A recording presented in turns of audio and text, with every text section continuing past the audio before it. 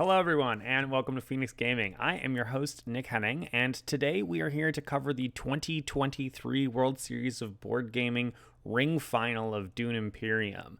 Fun fact, the Dune Imperium 2022 video is the most watched video on my entire channel. And also, we just recently broke 1,000 subscribers, which is really exciting for those of you who don't know. That's kind of the magic number on YouTube to be like an official YouTube partner. So you still get to watch the same amount of advertisements, but at least I get some money instead of YouTube getting all the money. So that's really exciting. Thank you for everybody who's already subscribed to the channel. If you're watching this right now, considering throwing me a subscription. And if you're Mr. Beast watching this right now, consider inviting me to your Dune Invitational. For those of you who've watched me last year, covering the Dune final, I basically presented that I'd only played the game maybe 4 or 5 times at the time, and I still was kind of like getting a sense of how to be better at the game. So I actually have played this game a fair amount. I would not say this is one of my expert games, certainly at this stage, but I definitely have a sense of what's going on, what's important. If you've been watching my channel or following my channel, I've been jamming the Steam app a bit. I just got my Steam year in review, and the Dune Imperium app in 1 month took up a huge chunk of my time, so that's how it goes. This video, by the way, is officially on the Dice Tower website. Underneath me is Chris George and Paul Denon, the designer of the game, commenting on the game. But you're on my channel, so we're going to focus on us instead. And let's go ahead and start playing the game here. Actually, before we do that, let's briefly talk about our players. I'm not sure that I spelled their names correctly, but hopefully we're close. Michel in the bottom right-hand corner. We are not rooting for him because he played a Horsefield's Tarsier in our Arc Nova final the day before killing me, and also he's just way too handsome for this. But he's yellow, so we'll cut him some slack. He's in seat 1 and playing the Beast, which the players reverse drafted the leaders, so that was his last pick. He was the last pick of all the players, and he grabbed the Beast, which I think is a great starting leader. Just very straightforward, just have more stuff, and this game is so tight and quick that having those starting resources can make a really big difference. In seat 2, we've got Tien, who we are rooting for because he's wearing a WSBG shirt, so showing some support right there. He's playing Memnon Torvald, which I think is not generally considered to be one of the stronger leaders, but that early spice that he can grab can allow him to do a turn 2 Swordmaster if he grabs some spice in turn 1 and then jams out that Swordmaster as fast as possible. And considering that he's in seat 2, I'm going to keep an eye out for if that's something that he's actually angling for. That kind of collect some spice, sell melange, Swordmaster opening is pretty spicy.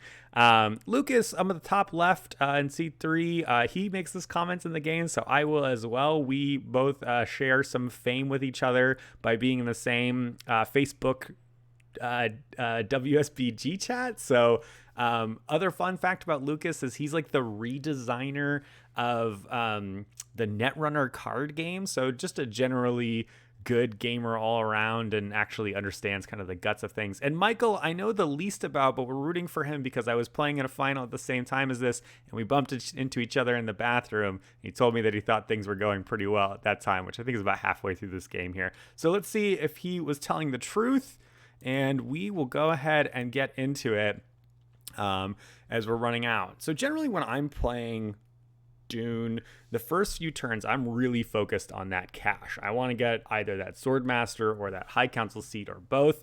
That's maybe because I've got my Euro game or background where I'm really focused on essentially that infrastructure and getting those pieces there. Here we see Michel playing, I believe, a Seek Allies.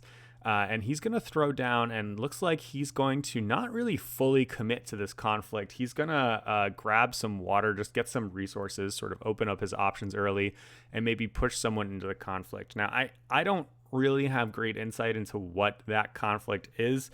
I think it's the level 1 conflict where I think it's like move up 1 track, get a spice, and then maybe it's like a couple spice for 2nd and 3rd place. So it looks like he's just trying to focus on getting resources. I think when you push in one one warrior at the beginning of the game, one troop, it's because you're just trying to say, hey, I'm down to get like 2nd or 3rd place here.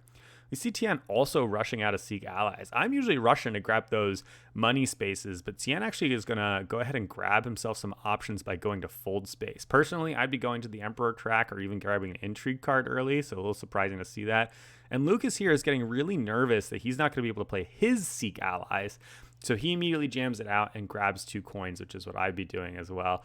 And Michael's having a laugh, so I have to assume that he's also playing Seek Allies. Doesn't want to get jammed out or locked out by somebody who plays Diplomacy. So interesting, right? That the first 4 actions here are on the left side of the map, right? Where the kind of alliance side of the map, as it were. Because like I said, I usually am going to grab the money early. So that contract spot, the 3 Solari spot, is usually an early grab for me, and it's kind of gone all the way around the table. But having Seek Allies in your hand, you don't want it to be left over. And there's no way that there's a handful of spaces out here that can't be claimed by the players, right? Like Conspire, Highliner, and Bene Gesserit Secrets, or whatever it's called, the one that costs 2 spice and lets you trash and draw 2 cards. None of the players can really afford at this point in time and won't be able to afford on a second action. So Michael's kind of jammed into a corner here that if someone else does Diplomacy for Hardy Warriors, and someone else does Diplomacy for Secrets, where they draw the Intrigue card, he gets into some trouble, which is obviously not so ideal. All right, I did not see where the beast used his 2 water. Oh, interesting. Okay, so Michel used that second water that he had to immediately grab spice and grab 3 spice. So again, maybe he's going on this sell melange plan. I think that's a little dangerous in his seat, because if Tien picks up enough spice, like if Tien picked up 2 spice right now, and then at the beginning of the next turn he went and sold melange, Michel's kind of whole first turn gearing towards getting a ton of spice is gonna not amount to anything, and that's often, I think, what Memnon Torvald's gonna end up doing here. Tien's only gonna grab 1 spice though. I think he doesn't want to spend the water. I think that's an interesting choice, because Memnon is going to give him a spice, and so he could sell melange starting next turn, grab a spice off of the ring. He knows he doesn't have the ring in hand right now, clearly, and grab $6. But I think he really wants the 3 spice, so he really wants $8. Maybe he's just planning on getting second or third here to pick up some extra spice, because 8's that magic number to get you to Swordmaster turn 2. So there's an interesting kind of like pushing for the same position. I think in Tien's, I think I would have traded away that water for that spice, got that extra cash early, just kind of been sure about it, because if players block him out right now of the conflict, like if Lukas and Michael come in and go over the top, which I think they should, frankly, that's going to be kind of a bummer for Tien. Lukas, however, does have his ring here. He playing his ring, he needs money. Oop, are we pause maxing? Hold on. All right, we're back. Playing his ring, he needs money. And so, yeah, really, really fortunate for him that in 3rd seat as his 7th action, he's able to use his ring to go to sell contracts, because he needs that money. Oh, he already had money from the prior action. Okay. I mean, he needs the money for the ring, the Baron's ring. And Lukas is starting the way that I like to start this game, which is I don't mess around with any spice stuff. I just claim money as much as possible. And then he uses the Baron's ring to grab himself an intrigue card. So nicely for him, he didn't get blocked out at any of those money spots. That's the hardest thing about taking Baron in 3rd seat. Baron is obviously very, very good. Just essentially starts the game with an extra victory point, because he's got 2 track moves. Every track move is worth roughly half a victory point. And then we didn't mention this earlier, but Michael grabbed Helena, who's just generally very solid for building a very powerful deck. And you can never really get blocked out by the other players on the action spaces. Michael sends Helena over to the blue space here, and I didn't actually, it moved quickly enough that I didn't see what card he de-drafted from the row, but flips up Lady Jessica, which probably no one's affording this turn, but it's going to be an interesting race for that card in the second round of the game, because Lady Jessica just slaps. an extra, she's a half point just for buying her, lets you go to all sorts of different action spaces, drawing 2 cards. Even the bottom of her card, if you like happen to draw into her, is completely reasonable. Michel here looks like he grabbed the Fedaykin Commando, I think, which like lets you trash cards in your deck. I personally am more of a fan of gene manipulation. The Fedaykin Commando you can pair up with the Arrakis liaisons, the kind of base, the silver guys, the guys that cost 2, that give you 2 money there. And Tien is going to grab indeed that Bene Gesserit manipulation. So we got a lot of trashing power in this game. Normally people don't love Assassination Mission, and that's totally fair, but when you've got a card that trashes in your deck, it's suddenly a lot more exciting. So I'd be curious to see if anybody grabs that for some early coins. It's a weird angle. It's a weird play. I don't know how everyone likes it, but I've been toying around with it. I think it's actually viable. Flipping a Firm Grip here is a big deal, though. Firm Grip is an immensely powerful first round pickup. Looks like we got a lot of convincing arguments here. So a 5 is maybe a debate between, I guess it could be like Chris Knife, Arrakis Liaison, Firm Grip, or Power Play. Power Play is just raw power, the most powerful of the cards. But I don't think it's that good at the beginning of the game because it's trash. Like it's something you want to be doing later, especially when you want to know, like, oh, I want to attack this leader's position by trying to like steal their alliance away from them. I would grab Firm Grip. He goes straight up for the double move, though, early points, which I can respect. Power Play, it is very, very good, but I think Firm Grip is just a nice way to continue moving up those alliance tracks. And Lukas has already moved up on the Emperor track, so I'd be tempted to take advantage of that starting, position for him. I guess it depends a little bit also on like where his Barons alliances are, but I would grab Firm Grip. And I mean, Firm Grip essentially just is going to do 2 track moves. And that's the first time you play it, and you're going to have plenty of time to play it throughout the course of the game. So that's what I would have gone for. Test of Loyalty, it looks like, is what Michael took off the track there. And he's pretty poor, actually. He can just barely afford that Test of Loyalty, thanks to Helena. Test of Loyalty is really gnarly, just making people discard cards or lose troops in a situation that's not ideal. And these guys are all going to get spice, 1 spice for last position, and then Michael will get a move up on a track, which he looks like he grabbed Fremen, and then something else. And maybe it's also spice. He also gets a spice. Okay. So a little bit of spice for everybody. There is a ton of spice now floating around. Works out nicely for Tien, who's got the 2. Then when he plays Memnon Torvald, he'll have the 3rd, so he can sell Melange for $8, starting off in turn 2 here, which is what I would expect to be seeing. Lukas has got $4. He might just straight up go for some more raw extra cash and kind of get the Solari plan the other way. God, these are so hard to see. Something about these red cards just glares really oddly. I want to say that's the victory point and trash a card, maybe with some spice for 2nd and 3rd place. We're going to guess that's the case. Tien's actually going to go ahead and grab 3 spice here. So he's going to have piles and piles of spice, but that means that Michel's going to jump him in the melange line here. So he's going to have a pile of spice, be able to convert that later, but it won't be until next round into a ton of cash. So I personally would have jumped the gun, gone straight for the Swordmaster. That's why I take Torvald. That's, I think, what he's for. But he's going for greedier long-term plays in this instance rather than kind of a rush play. I do think that this game wants you to rush more. I think it's actually one of the parts of the design I'm actually thinking about a video that I'm going to talk about where I'm going to mention Dune Imperium, that you're scoring victory points right from the beginning of this game. And it's something that I think makes this game quite unique to other games, and that, you can work on your engine or your card system or your deck, or, getting that Swordmaster or whatever early. But frankly, a point early is just as powerful as a point later. And sometimes you have to fight a little bit less for it, which is pretty significant. Is that a green one? Oh, we're getting a Mentak grab here from Lukas. That's going to trigger a deck reshuffle. So I think he's maybe hoping to see, hey, can I draw into ring here? This is going to suggest that his current hand is a little bit on the cruddier side. He wants to draw into the other cards in his deck because, he's got the power play in there. He's got the Baron's Ring, which is one of the more powerful rings, and he has the coins for it. And maybe is not planning on pushing into this conflict, so he doesn't really care about the daggers that much. I like that as options for his play, and he's kind of displaying his hand nicely for us to see here. I think he's holding on to a diplomacy there. Michael here is just going to go ahead and grab a persuasion.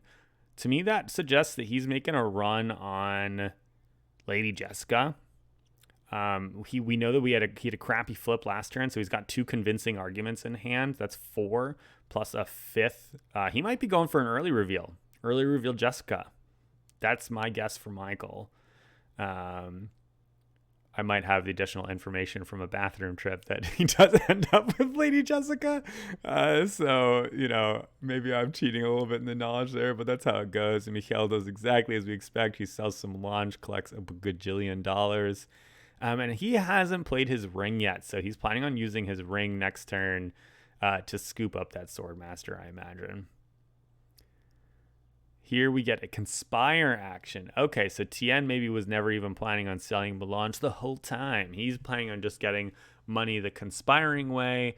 It's a little bit less money, but gives him some other options. Also moves him up the track there since he has the diplomacy in hand. I can see this. I think this certainly makes sense as an alternate option. I will freely admit that Conspire is absolutely my blind spot in base Dune Imperium. I just generally end up using that spice either on the Bene Gesserit spot to cull my deck or draw some cards, or saving it for Highliner for that big womp. But Conspire doesn't do either of those. It's sort of just like a weird sell melange, and so I tend to have a blind spot to it. Other people just like spice more than I do, though, so that's kind of how it goes. And we see Lukas here doing exactly as I'd suggested earlier. He might go ahead and grab some coins, but I think that means that he didn't use a diplomacy card in the first round. He just uses his free allies, so he's essentially traded a half a victory point for the privilege of collecting more cash. I think it's an interesting choice. If he does indeed have a diplomacy in hand, I think I might have headed over to the Emperor spot, gotten the $2 instead of the $3. I think it's a well worthwhile trade to kind of move up that track. Oh, but he has another action. What am I talking about? He's got the Mentat. Who am I kidding? He's got another choice there. Michael, indeed. What did Michael do? Oh, looks like Michael has an extra persuasion somehow, because he sent a diplomacy down to the Fremen and picked up threw a worker into this conflict, which is a nice opportunistic moment. Michel indeed picked up his Swordmaster. All right, Tien's done for the round with a random smattering of I think it's like a 3, so I guess he could pick up the Chris Knife in theory. No pickups at all. He's just keeping the deck skinny. Or did I miss something? I guess he could have bought a Liaison and I would have missed it, because it's the Biro is kind of underneath there. Either he bought a Liaison or he bought nothing. I don't think I'm a fan of buying nothing. I think I would buy the Liaison or the Chris Knife if he did indeed have the 3 that I thought. I know that keeping your deck lean is pretty important, but it's not like his deck is all that exciting. He has an okay ring, right? The Memnon Torval, I think, is a fine ring, but not the most exciting ring. And yeah, I'm not sure. Okay, here we get another dagger coming in from Lukas here. He's going to drop his $5 straight to High Council. So he thinks that Michael is not going to have the resources to pick up Lady Jessica, but 1, 2, 3, 4, 5, 6. Am I misreading this?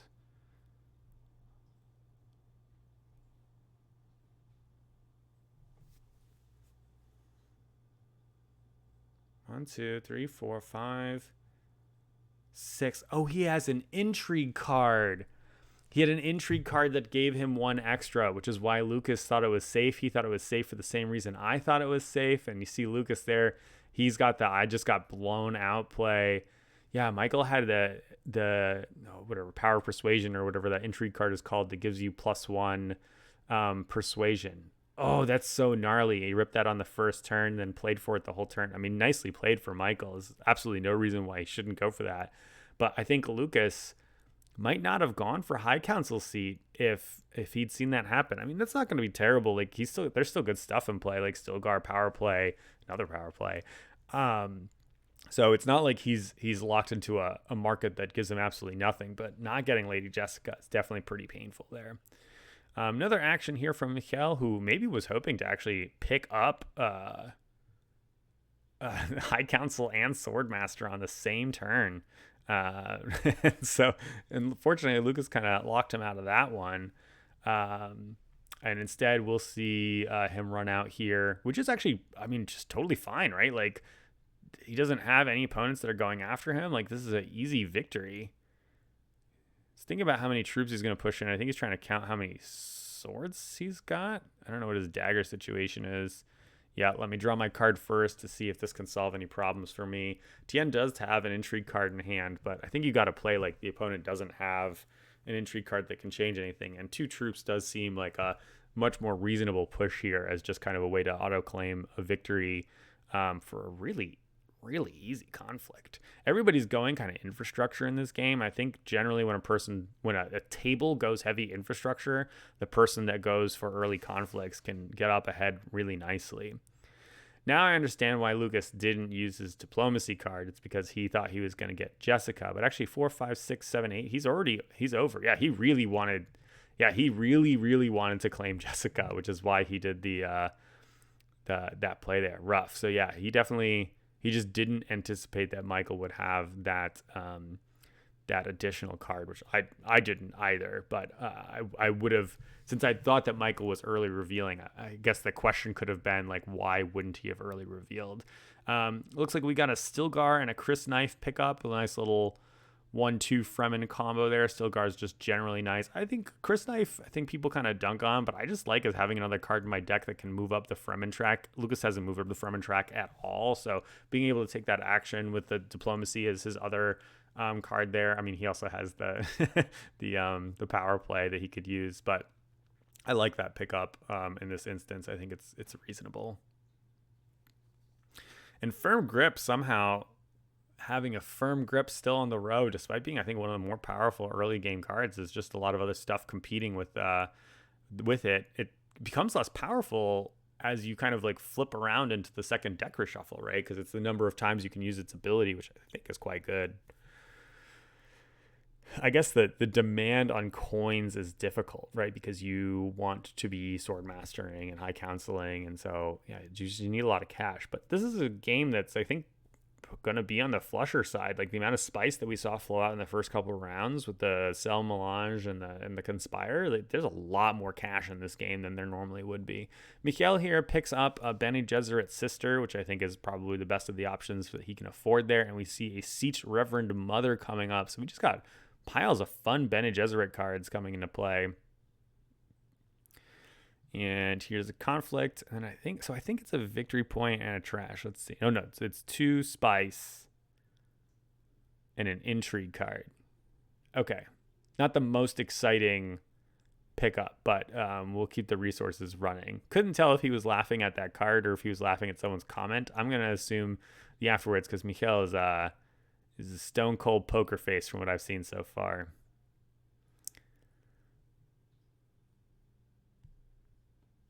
He's even wearing a yellow t-shirt. Brilliant. He's on theme.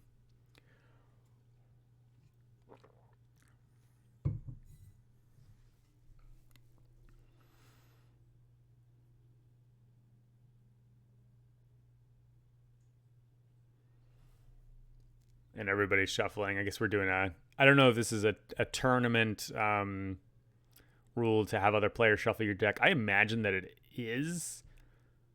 But it could also just be something that they agreed to do in the finals. Who knows? All right, we got Lukas kicking off this round here. We know for a fact, I think, that he has power play in hand as well as his ring. So it's a good chance those are going to be his 2 actions. Power play doesn't have a bottom reveal, so you kind of want to jam that out when you can. He absolutely needs some coins for his ring to be to be useful. So if he doesn't go on the Emperor track with that, he's gonna sell a contract with the Baron there. Looks like he's also holding a Stilgar, which I can see from our overhead cam here. Stilgar is, I think, reasonable on the bottom. The problem is that all the actions that I suggested there don't involve pushing troops into play. I think, that's a victory points are at least easy to see. Victory point and a flag. So we'll say it's the siege of, I don't know, Airkeen, or we're just making up which one it is. Lukas might want to be using the ring for the sell contract and then the power play for the Fremen space so that he can push some troops into play and take advantage of Stilgar's pile of swords. I think that's likely the line, assuming that he wants to make sure that he's using the ring. Looks like he's debating actually just using Stilgar for Stilgar's play power, but I have such a hard time not using the ring as the Baron. This is maybe where I have like a little bit of blindside as a player. So he's going to go ahead and use Stilgar, push a pile of troops into play, and Stilgar is going to refund his own water for this conflict. And then I like the strong push of 4. If you're going to start with this, start with all of it. Yeah, that's a nice play.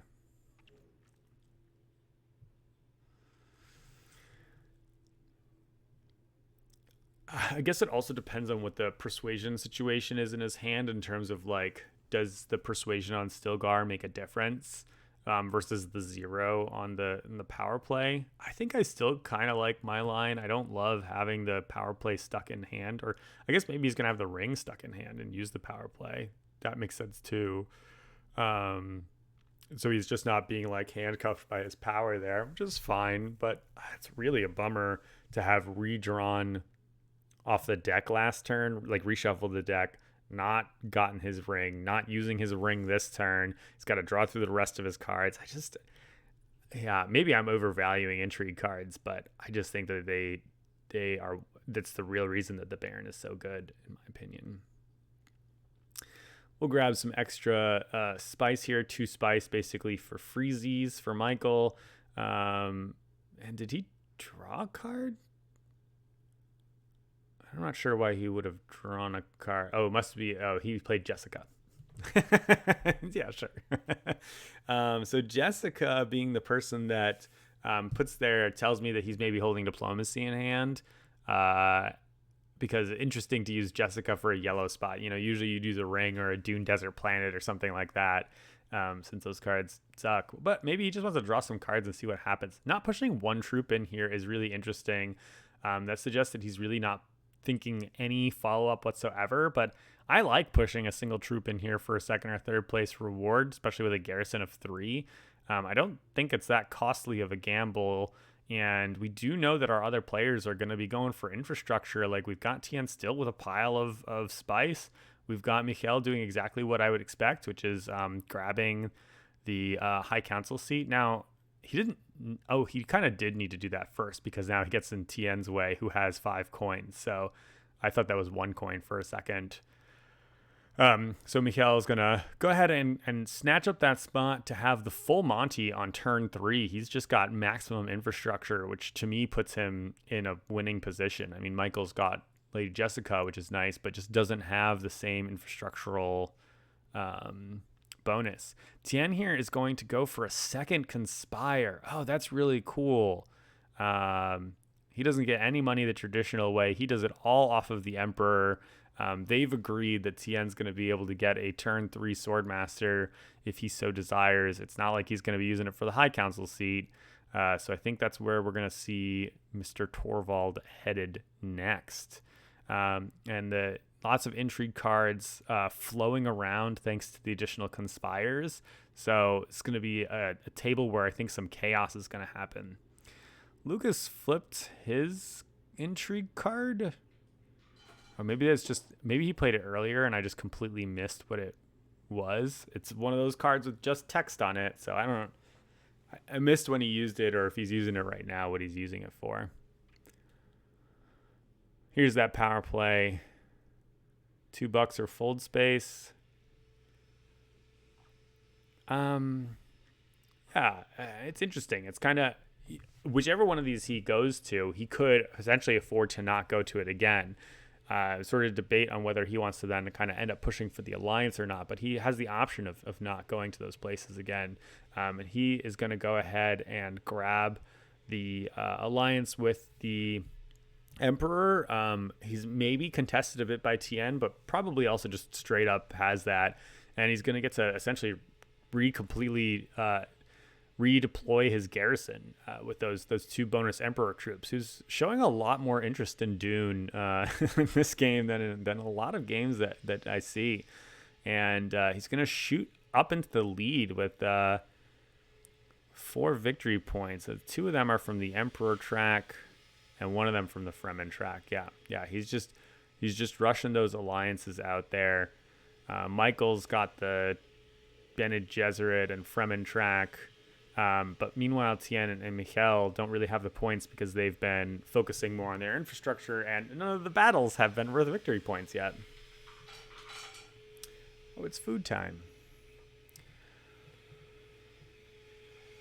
Did we miss Michael's? Oh no, Michael did the Bene Gesserit secret. That's why he bumped up to 3 points. Yeah. Being pretty uncontested on the Bene Gesserit track there is pretty nice. Like he could probably pretty comfortably side towards the alliance and gives himself some leeway. I like that pickup with the diplomacy action for him. Oh, it wasn't a diplomacy action. It was a test of humanity. Even better. Kind of forces the other players to all discard a card. So we saw a Dune discard and then a couple reconnaissance discards, it looks like. Reconnaissance look exactly the same as convincing argument from this angle. Well, not exactly the same, but close. They're both grayish with a blue dot at the bottom.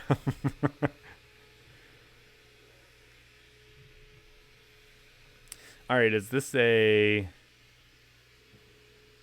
Where did you go? I think it was a water pickup and not a single push out with the troop. Again, I would have pushed 1 troop out. We see Tien picking up the aforementioned Swordmaster, which makes a ton of sense. And I think Lukas is on a reveal here. So we've got a pretty junky little 2 reveal. Looks like he's going to pick up a liaison. Oh no, he picked up something from the track. Hold on, let me pause and I'm going to find out what it was. I'm dumb. He has 2 extra because of the High Council seat, so he's going to end up picking up a firm grip here. So yes, he's got a junky 2, but it's actually an awesome 4. So he will finally pick up this firm grip. A little bit more awkward in this point in time, right? Because additional moves on the Emperor track do nothing except for just kind of solidify in his position against Tien on this track, which, you know, Tien might acknowledge that there are other places that he wants to go to get points. Yeah, Michael picking up the Siege Reverend Mother. So going a little lean into this Bene Gesserit situation over here. Michel has a 3rd action here. Looks like we've got a it's got to be a draw card, maybe a poison snooper that lets him like draw or trash because he just drew with a full discard, including the Dune Desert Planet that had been discarded to the test of humanity. All right, you're gonna flip it for the camera? No. I do think it's funny that the camera, or maybe it's the players and the way they like hold their cards, but like we can see Lukas's hand all day long from this camera angle. Someday we'll have pocket cams, and that will be amazing. He's gonna keep it. It looks like. Oh, maybe it was the card that reshuffles your deck and draws. Whatever it was, he drew a card. Pretty straightforward. Now we're gonna get some troops pushed into play. Must have played a ring because he dropped down 2 troops there. And I think 1 troop is sufficient. If Tien wants to come over the top, great. But he could push 2 to just kind of scare Tien into, if he's going to get into it, only pushing 1 in. I think either would be reasonable. But just, I think, grabbing a freebie here, whatever kind of incidental bonus spice it gives you, seems just fine.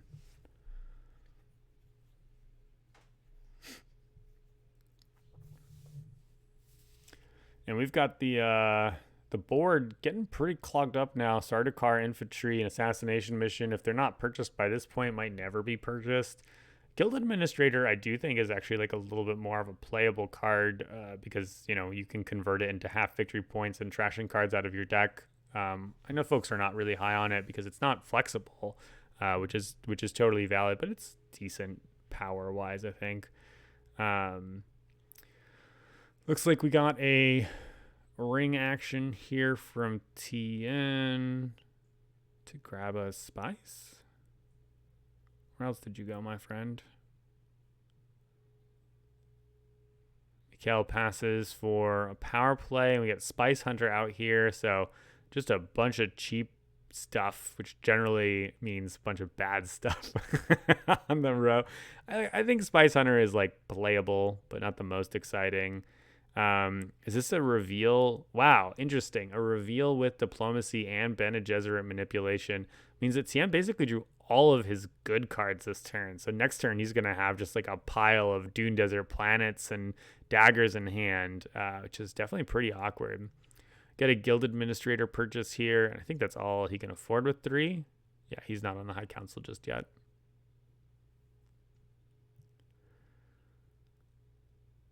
Is he debating buying maybe the Sardaukar or the Assassination Mission? I mean, like, he's got 2 trash cards in his deck. Assassination Mission would be a viable purchase. I don't know that he needs a way to get 4 money at this stage of the game where he's already got Swordmaster and 2 coins. By the time he kind of like reshuffles, money might be sort of like a dud for him. So I don't think it makes a ton of sense to buy that. And Lukas is going to go ahead and pick up his 5th victory point here, or pick up his 4th because they start at 1, whatever you want to call it.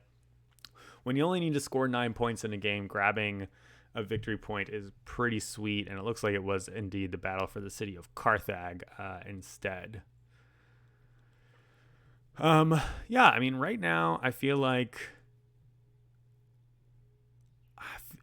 so Michel has Swordmaster and High Council seat. He's lowest on victory points. Like, he's got the longest way to go, but he's got the best infrastructure. He's still sitting on a couple resources, fair amount of spice, some water on hand. So he's got a lot of flexibility.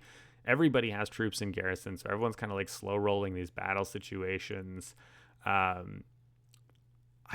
think I like Michel's position most. 3 intrigue cards too.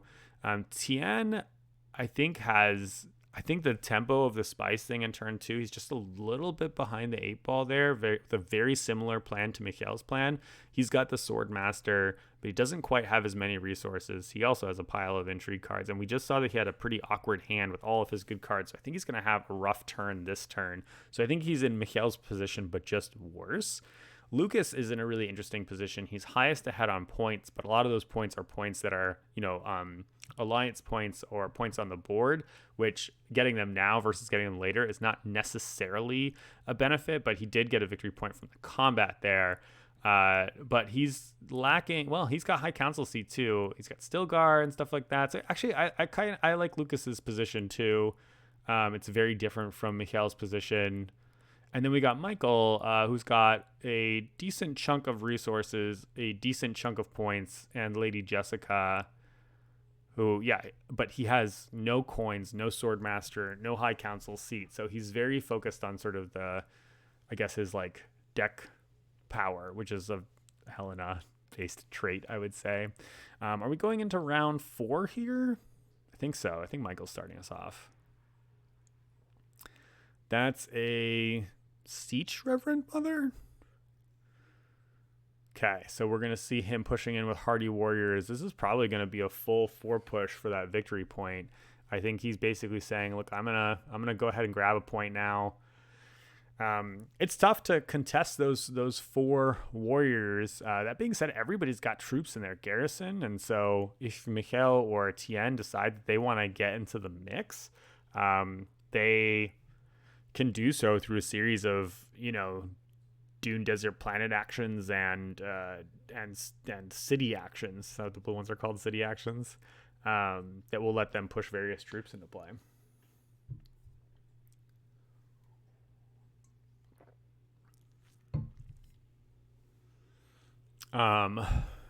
Michel here has accomplished all the things that he wants to, so now he needs to revisit like what is he trying to do with the rest of the game. One of the downsides of his kind of play so far is that he is not in a great position to pick up any of the alliances, which is always a boon for Beast. I can't quite see where he is on the Fremen track, so I'm going to assume he's like smack dab in the middle at row 2, sitting on the victory point there, and that's why I can't quite see it. But he's at 0 on all the other tracks, so he's got to think about how he is going to be making these moves. He does have that power play in his deck. But here we'll have, is that the Bene Gesserit sister? Yeah, that's another reason why that was a really good pickup for him, because he needs to move up these tracks to get those victory points. Like, he hasn't had the track movements because he's been so focused on the infrastructure side of things.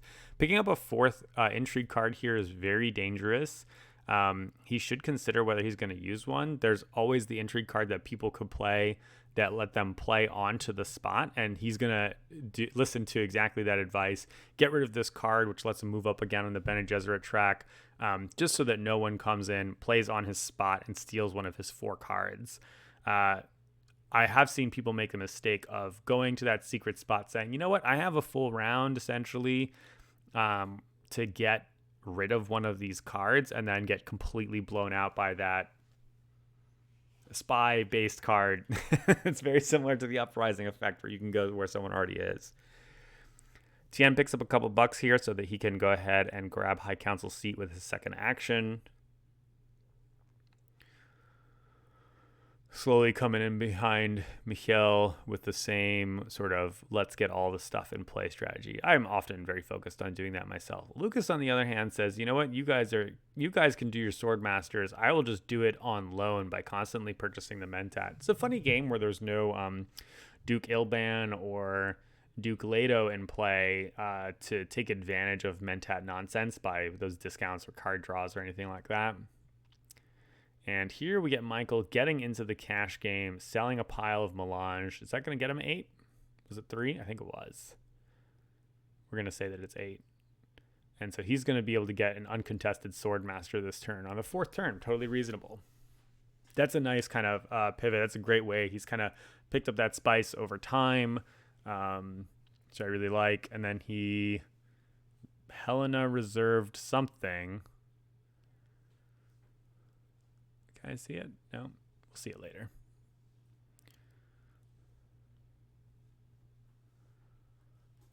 You know what? I'm curious enough. I'm going to go back. Pause for a second. There's a guild administrator. It's interesting. I think a Bene Gesserit sister is a little bit more powerful than a guild administrator, but maybe he just wants a way to move up on the Highliner or the Spacing Guild track. Here we see the Beast using his plethora of water to go deep into the desert, collect stacks of spice. I think is that 5 spice that we're picking up? Yeah, there must have been 2 extra. So now Michel's just gonna like be able to Highliner or do the Bene Gesserit action that I don't remember the name of, where you can burn a card. I guess he could conspire too. He doesn't need the money so much for the conspire, so it's a little bit more sus. High seat, and then we'll see Tien move up. Yeah, it could be a track that he's trying to play catch up on, or I was going to say the other. He could go up on Spacing Guild, but I don't think that's he doesn't want to take the Spacing Guild action so much that he gets up to the Alliance, and $3 for the Alliance is probably the worst of the rewards at this point, where he's already cashed in on the primary uses of money. So just going up on the other tracks seems pretty valid to me. This is a Chris knife here. It's going to let Lukas grab himself some resources and then push a troop out. I'm noticing that these players are a lot more conservative with pushing their troops out, which is why they have stocked garrisons, and mine's always empty because I'm always pushing out one at a time. I guess Michael had already taken an action this turn. He's doing a reveal.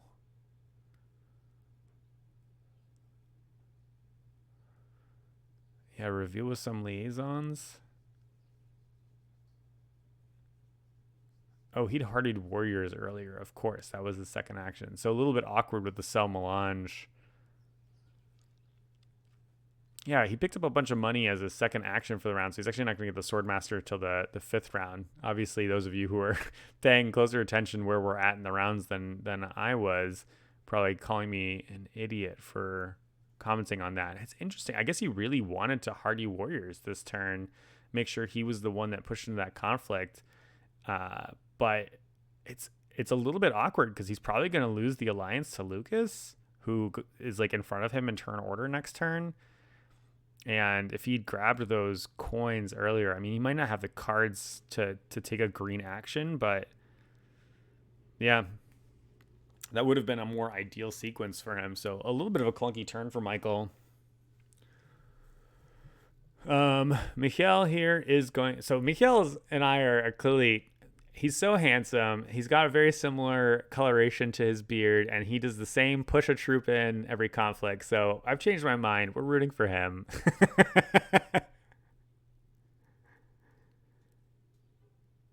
And that was just a Carthag, so another intrigue. And then he must have played another intrigue card. Because yeah, he doesn't have 3 in hand. I missed the intrigue card that he played, and I'm not gonna roll it back because they're so hard to read. Oh, it's a what? Is it a water? Oh, he must have put. Oh, I missed it. He must have played the water earlier to have the 2 water. That makes sense because I did think he had only 1 water. Okay, cool. This is the problem with running the video at 25% speed, but this is gonna clock in at like 2 hours and 20 minutes rather than almost 3 hours because of it, which I thought was worth it. So I'll miss a couple things here and there, but I think it's worth your half hour and my half hour of time. All right. Lukas here just doing kind of a move. That's half a victory point, and fold space gives you options for the future. I'm here for that as a late diplomacy play. Is it a sister pickup? Yep. 2 sisters in Michel's deck. I like Imperial Spy more than the average person. It gets worse later on in the game. Like I think it's definitely like a better as an earlier pickup because the Emperor spots tend to be better earlier in the game because of all the money they give you, and money's crap late. But yeah, throwing it down, doing the move, getting an intrigue card, it's like a bad power play. I'm a fan. Man, look at that junky track. We had the same thing last year. Obviously, this is sort of like a nature of the beast. Like, people aren't going to buy the bad cards, so the bad cards are going to sit in the track, and then it's just sort of like it's almost like a weird slot machine where you're waiting for all the junk to just get clogged up on the track there. I know that's why the expansions put in the flush the card row thing, but then of course that leads to the awkward situation where people will just flush early on in the beginning when things aren't even that good, just to look for an ideal starting thing, and you could still get this mid-game clog, which I think is awkward. Plus then it helps everybody. It's not a good fix. Card rows have this problem structurally. That was 5, so I think that was a purchase of the space guild thing.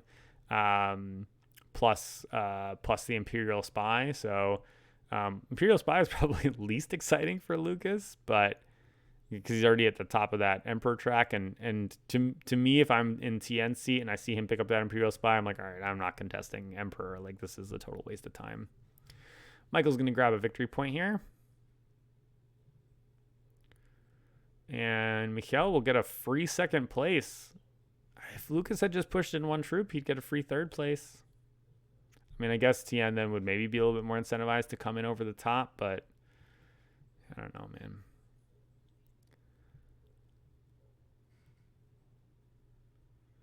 Did Tien's last action? I think his last action was to...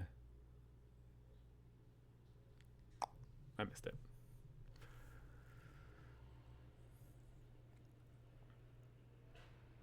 Alrighty. Michel's here with like a gazillion spice, which he might just be waiting to highliner in turn 7, the big action turns. But he's really out of position for turn 7. Lukas is going to be first on turn 7, although Michael and Lukas have no spice right now, so he might just be keeping an eye on that, and then he can kind of come in Darth Vader style. when we get there. It's turn 5 right now, so it kind of depends on how good this conflict is, I guess. I mean, he could get involved, invested early for a fight. No reason to just save it for later because he can get more spice. He could multiple highliner this game, and just have all the water in the world to be going to research stations and stuff like that. Here we have it. That's not a victory point, so it's got to be one of those track moves and something else. Track move and 2 intrigue cards, maybe? Intrigue and spice, and then spice or intrigue? I think it's that one.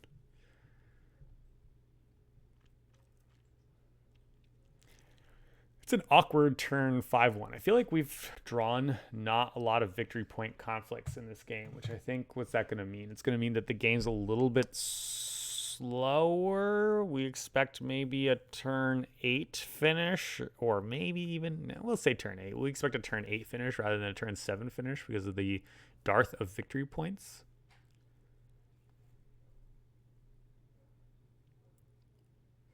That's, yeah, it could go 9 rounds, I suppose, if they're very good at pushing and pulling with each other. But unlikely, I think, that we'll see 7 unless someone gets in and does something really sneaky, sir. So this is the stage of the game where I think what players are doing depends a lot on their draws. And this is actually one of the parts of the Dune design that I think is really good. At this point, how you've managed your deck, first couple of rounds, how you manage your deck is not as important. By now, it's very important. You're just going to get some draws where you just can't do the things you want to do. And Michel here is going to take advantage of his glut of spice, rush up that Bene Gesserit track thanks to the bonus intrigue that he had earlier, and draw himself some more cards. I didn't see what card he trashed, but let's assume it's a dagger for fun.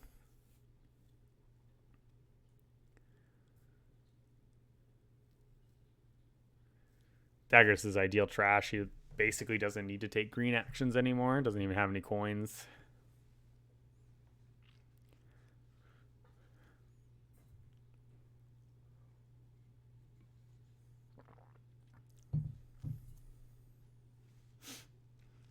Here's a Melange cell for Torvald.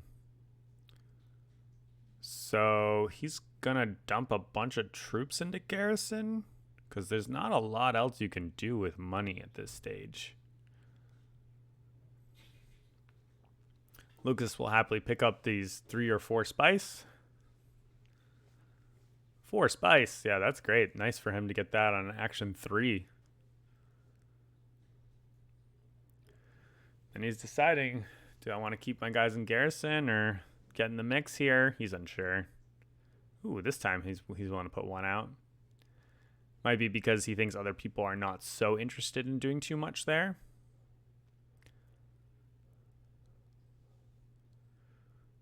He's got a fair amount of resources, lots of options there. He's also in Mentat power here. Well, I guess other people do have those options. Michael's not in a huge rush to get the Swordsmaster right now. It's not like he has a competitor for it, so he can go ahead and grab his secrets right here. And I can't tell if that puts him at 3 intrigue cards.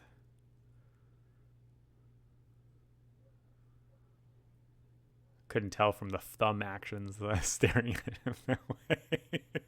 We'll say it's 3. There's so many intrigue cards in play right now that I would assume that another player has the you can go on the spot that someone's already played thing. And both Michel and Michael are contesting the Bene Gesserit alliance. Michael actually does a really nice play because he's above Michel in turn order. And so if Michel can't actually move up Bene Gesserit track again, then Michael could do it at the beginning of next turn and claim that alliance and kind of win that tiebreaker for longest road, as it were. Which is pretty nice position play for him.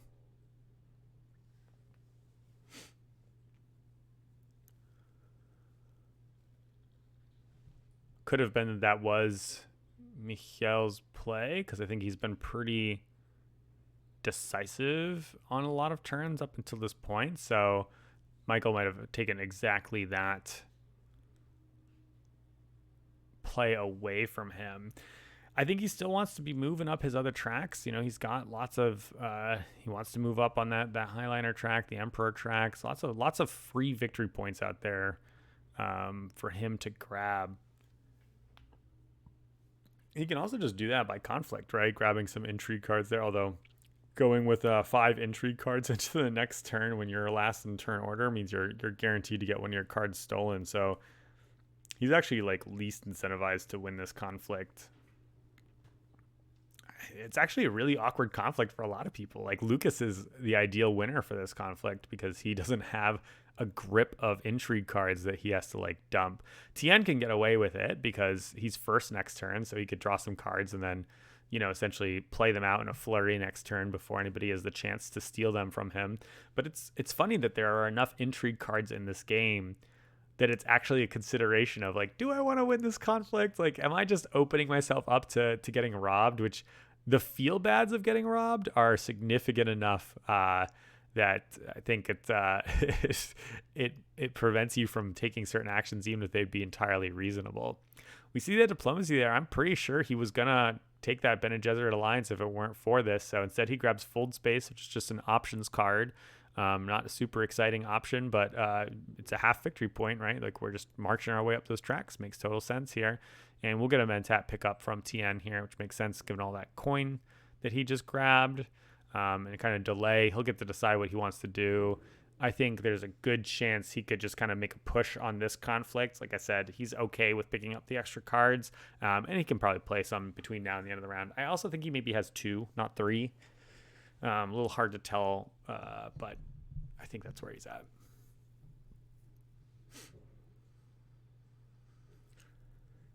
Someday when I'm a professional and I'm doing this full time, I'll have like a Excel sheet that I'll track all the numbers. Dream of dreams, full-time board game commentary, a totally real profession. Here we get the Imperial Spy, which is just a way to get a couple bucks. A couple bucks for Lukas, actually, still valuable. He's the only player that doesn't have a Swordmaster, although at this stage, he might just kind of try to Mentat for the rest of the game and not bother with Swordmaster. You can get away with that in this game, which is another thing I really like about a worker placement game. Going from 2 to 3 workers is almost like a no-brainer, but you can actually get away with it here, which is pretty cool.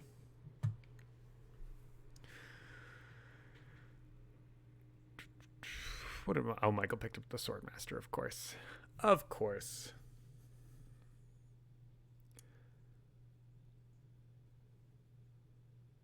Michel's in this like funny position where he has a bunch of fine options, I think, but nothing that immediately calls his name. This is kind of one of the things with getting your infrastructure up and rolling early is, what do you really want to push for? I wouldn't be surprised to see if he does like a, Arakeen situation.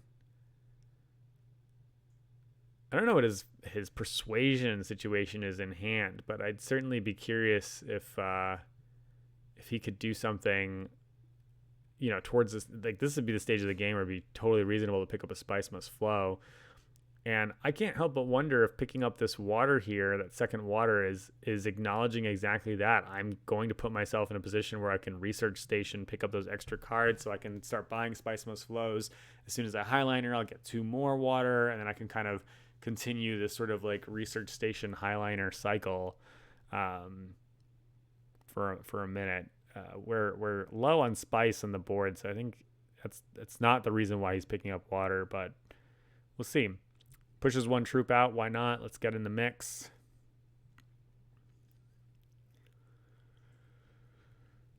Tien here grabs a card, and he's going to push 3 troops into play. Yeah, okay.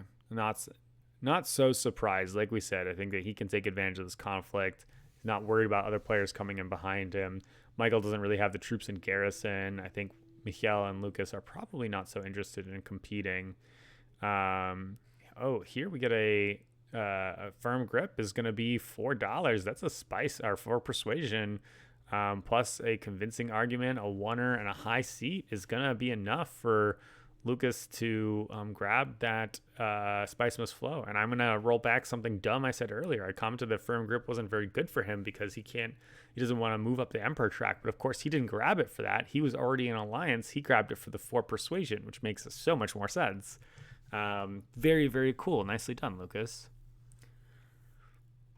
Michael here going to use Helena's ability to also get on some water, which is a little awkward for Michel, who's out of position to him in case they're both contesting sort of the same research station spot. Thank you, Helena.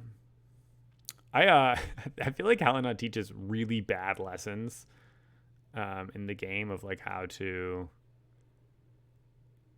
do. Did Michael just play a double cross? Is that how he got a troop in play? Because Lucas's troop just disappeared.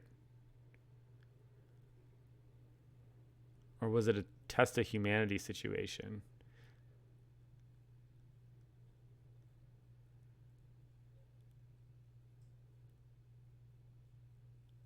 Decides to push out 2 troops. Interesting. No, it wasn't a double cross. I think maybe it was a test of humanity in there that I missed, because I don't know why else Lucas's troop would be missing from the conflict.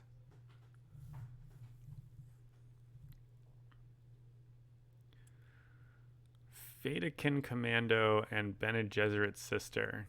Picks up a Missionary Protectiva. I guess he's got a couple of Bene Gesserit options in his deck, but not the most exciting pickup. Kind of clogs your deck a little bit, but he does need the moves on the tracks, so I could see it. Open up a Thufir there, which is fun.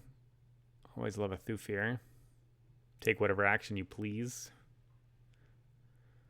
Draw a card. I like him a lot. It's like the Laboratory and Dominion. Just solid. Always solid.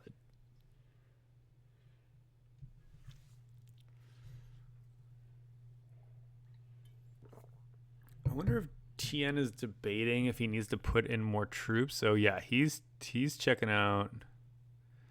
He's checking out what Michael's played in his discard, so that he can figure out how likely it is that he's going to get over daggered by Michael. I don't remember Michael picking up anything hugely violent in the sword field. I feel like Stilgar, Lucas's Stilgar, is the only thing that has a lot of daggers. So he's just counting Michael's daggers. He's just deciding whether he needs to push out another troop or not, I think. And I guess if he has no daggers, like pushing out 1 makes you a little bit safer, but I don't know. Guild Administrator here. Pick up a single spice. Probably push 1 more troop if you're doing that, right? Oh, 2? 2 would seem like a lot.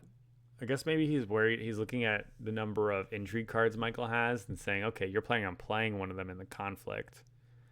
But still, if he's up 8-4 here, I think he's fine.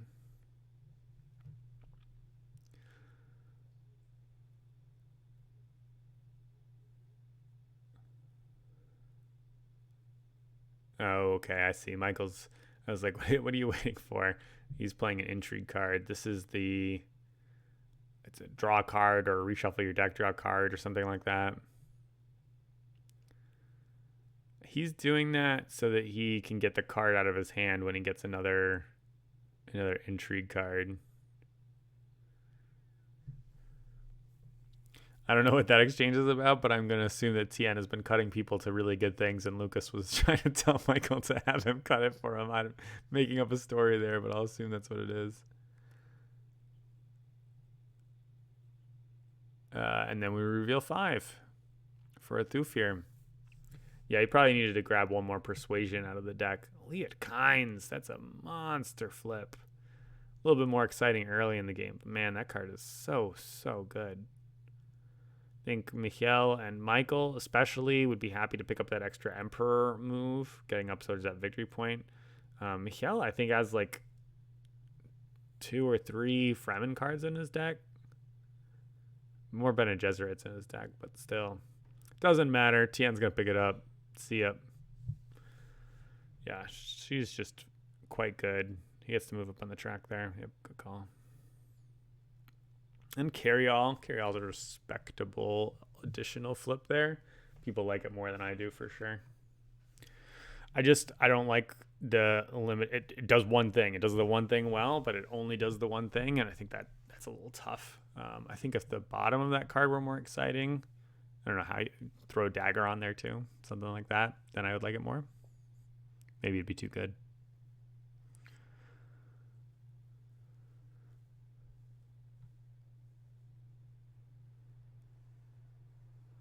Ooh, gonna pick up a Fremen Hunter to go with Elite Kinds, sure. He also has a long way to go on the Fremen, like track. Even just one space for the victory point, for the friendship. I always call alliance when it's the second tier, but I actually don't. I don't know what it's called when it gets the second tier. Friendship. It's definitely not friendship. I don't think they call friendship in the rulebook. All right, is that a tiebreaker? Sure is.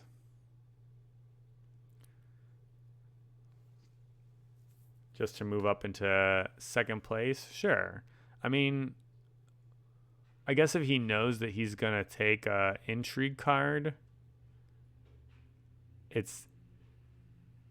he's got 3 intrigue cards in hand. So when you have the choice of either spice or an intrigue card, you want to take the intrigue card, I think, which is generally a little bit more powerful, especially when you have already 8 spice. So why not prevent the other player from getting the better reward? And Michael's probably okay with it. Yeah, just grabs the intrigue card. Yeah, he misses out on some spice. It's a little bit of a bummer for him. He has none. Actually, he could afford to have that spice, but I think you can't be surprised.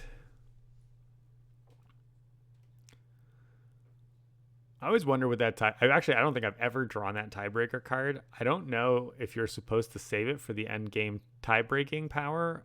My suspicion is that for combat, it's just almost always better. All right, are we going into turn 6 now, where Tien is leading? And our situation is 6 points for Lukas, 4 points for Michael, 3 points for Tien and Michel, which are pretty low, I think, actually, at this stage of the game. But we're going to get a lot of points coming in fast and furious. Let's take a look player by player. So Tien is 3 steps away from nice, easy points for 2 extra points. Lukas is 1, 2, 3, and then contesting the Fremen alliance. So similar position. Michael is 1, 2, 3, and then contesting 2 different alliances. So very similar to those other players. And then Michel is 1, 2, 3, contesting an alliance. So all of them are basically 3 steps away, like 1 step away on one track from getting a point, 2 steps away on another track from getting a point, and then maybe 1 step away from getting an alliance. So all of them are in very, very similar positions in terms of their alliances. So these victory points as they stand are pretty accurate to the core of the game. Lukas is definitely ahead in terms of the victory points structure, and he's got a good amount of resources too. His problem is that he doesn't have the sword master, which is putting him a little bit behind. Michael is a smidge behind there. He's got a couple of nice cards in his deck, but also the decks are just getting bigger, so we can't just talk about Lady Jessica forever. Like that's going to solve all of his problems. But he is behind a high council seat as well, and he's low on resources, so I think he's in a little bit of trouble. Tien and Michel have the issue of just being behind on points, but Michel has a bajillion resources, which I think is going to afford him some more flexibility. So right now I would say Lukas and Michel seem to be our front runners.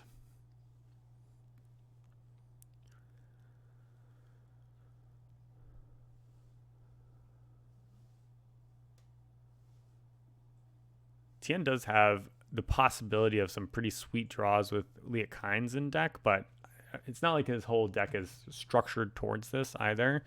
We're not going to see, I think, like a monster triple purchase turn or something like that. Here we'll get a Bene Gesserit manipulation to trash out a dagger. And is that going to be a blue action? Nope, we'll Mentat. We got $2. Sounds good. Sucks for Lukas, but I think that makes sense. Tien's going to let himself go first and last this turn, which allows him to see what's going on with this conflict. This is a turn 6. This is right before we're going to get into double victory point territory. And so people tend to want to build up their garrisons, but it is a victory point for claiming the victory point and something else, maybe a card trash. I can't quite tell.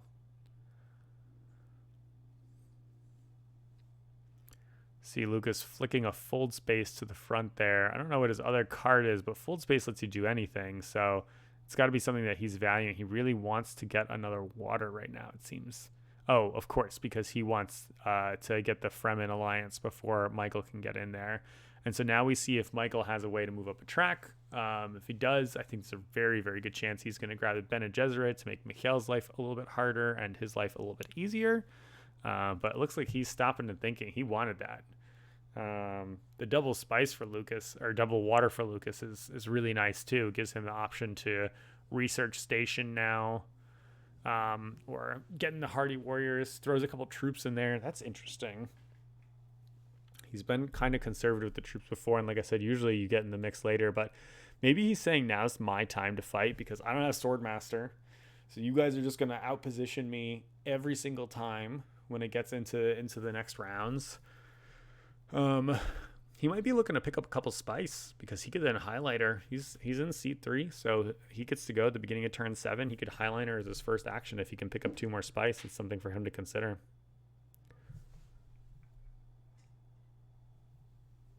My cats are causing trouble.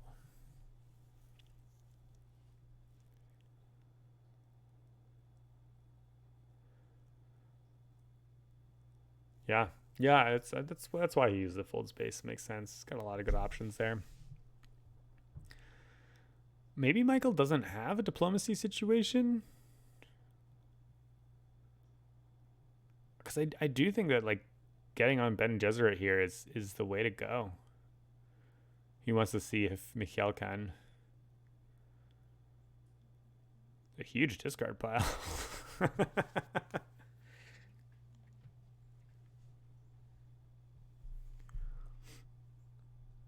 Oh, okay. So we're going to grab a pile of spice here. 4 spice? 5 spice? It's 4 spice. Interesting. 4 spice is not riveting.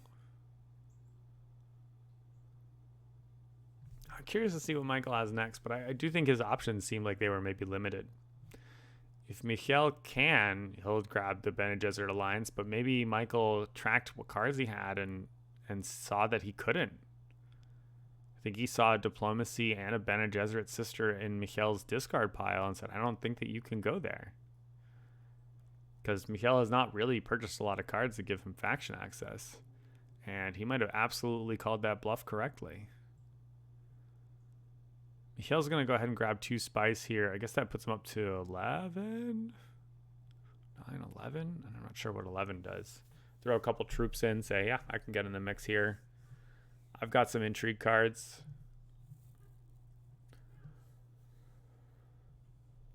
Doesn't seem like the most exciting opening play of the round. I think he's probably limited on what cards he has access here. So if players want to, they can kind of the city spots and the desert spots might get jammed up really quickly here.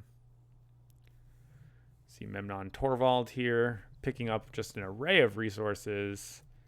And does he want to get in the mix too? I think at this stage, putting in 2 seems a little bit on the side. I think he's going to wait and see. Yeah.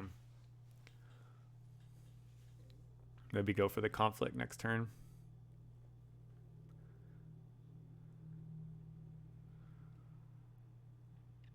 I think Tien probably is recognizing that since his position is kind of weakest, what he needs to do is win the double victory point thing. So I think he's going to set up for some big conflicts in the coming turns. Either conflicts or like Liet Kynes draws. Like he needs big turns to catch up.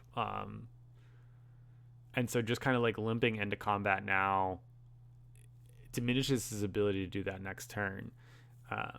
Also, since like he's basically like struggling for even second place with a limpet now, which is not exciting. And third place there is, I think, maybe just a spice or two.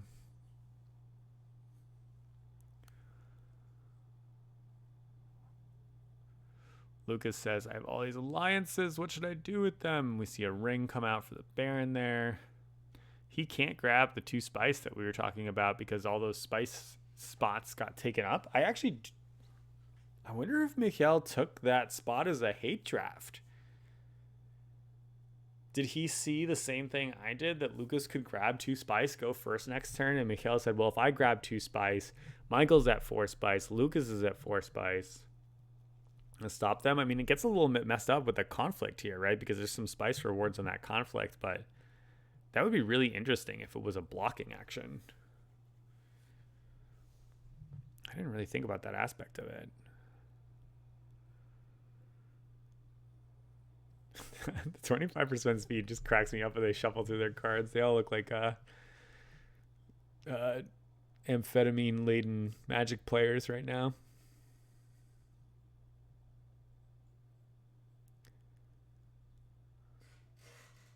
Still the ring.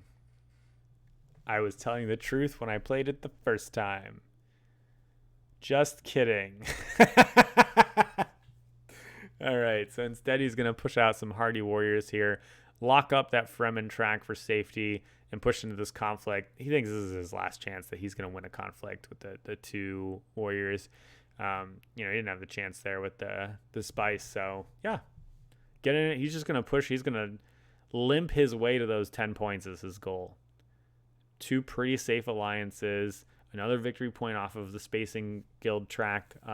If he can just kind of move up on fold space there. 1 point for this conflict. That puts him at 9. And then a spice must flow puts him at 10. That's a win on turn 7. Half a point here for Michael. And some coins, I guess. That allows him to do some Mentat stuff if other players don't take it in front of him. Which I think is not terribly likely. That he will get it, I mean, because I think Lukas is incentivized to take Mentat with coins that don't do anything. A grab of a single spice here is having a laugh at it. I mean, it's going to keep the world pretty poor, but that's a 12th spice to just go highliner, I think.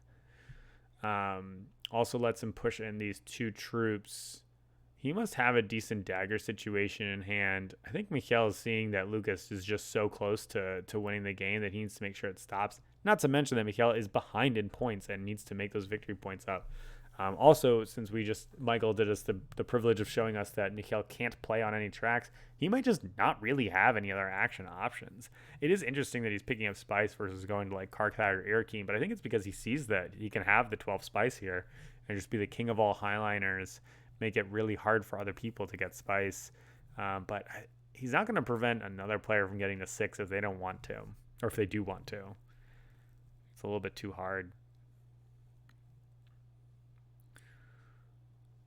All right, is that a research station? Lots of stuff. Let's see if we got ourselves a spice must flow off those rips. All right, we get a pass here. Is it a naked Chris knife with no friends? Womp womp. Yeah, pretty paltry little flip here. Yeah, this is where cards like the Chris knife and the dagger are coming back to, not having had a way to trash these cards means that Lukas is stuck with these kind of weaker draws. He debates picking up the carry-all and then decides against it. See, this is where I'm not entirely sure. I don't think Lukas has an extremely good deck. I think I would just start flooding my deck with Arrakis liaisons to increase my odds of getting a spice must flow on a reshuffle. But people know better than I do. Michael looks like he's going to get a spice must flow. Pile of cards there. Relief face. Yes, I did it. I got there. I think that was oh yeah, sure. It's a Siege Mother Reverend with the Arrakis liaison. And was that an early reveal for him? I think it was. He's only got 2. I think he early revealed to ensure the spice must flow. 3, 4, 5, 6, 7. Oh, right, because he doesn't have High Council. Yeah, so he did an early reveal. It's a little awkward having bought Swordmaster just last turn. And here we have Highliner. He has the spice. Why wouldn't he? Moves him up the track there into the 3rd spot. Currently, he's on spot 3 for 2 different tracks. He's probably just going for the alliance on the Spacing Guild track there. But when I see people at spot 3s, well, no, he's contesting alliances. It suggests a plans within plans situation, especially with someone who's drawn like 7 friggin' intrigue cards throughout the game.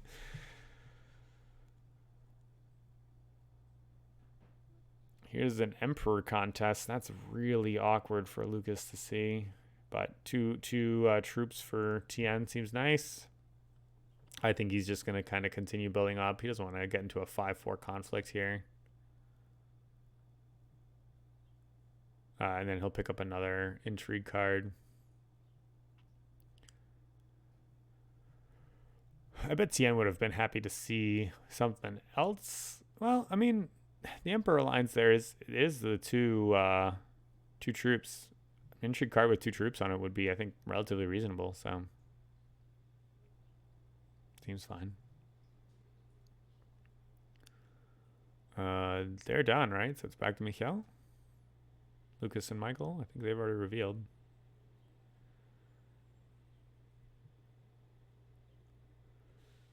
Yeah, sure. Grab some for spice. Why not? If it's 2, it lets him take the Bene Gesserit, trash a card, draw 2 cards thing, which is just like a bad research station that also scores a victory point because he's at stage 1 of the Bene Gesserit track. So is that the 1 dagger? 2, 4, 6, 8. Oh, sure. I think it's just the 1 dagger. Yeah. $2. Could be a liaison. Could be a Spice Smugglers. Yeah. I don't think he needs the money, but it's another way if he gets locked out of Spacing Guilding to just ensure that he gets to the top of that track. Not the most exciting pickup, but it's okay. The money is a little... I guess he gives him money to Mentat if he needs to. I don't know. Maybe he shouldn't have bought anything. It doesn't really matter. I don't think that Michel has a very exciting deck. The problem that his deck has right now is allowing him to go to guild spaces on the left side of the board. Tien does indeed, with the research station, make it all the way to Spice Must Flow. And an Arrakis liaison. Looks like he even played a card to make that happen, too. So maybe he was at 10, needed 11 or something like that.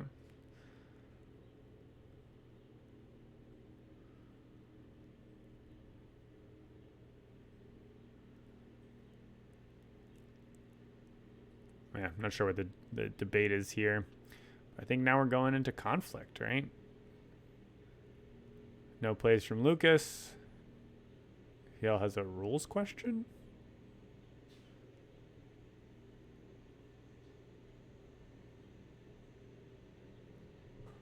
Interesting.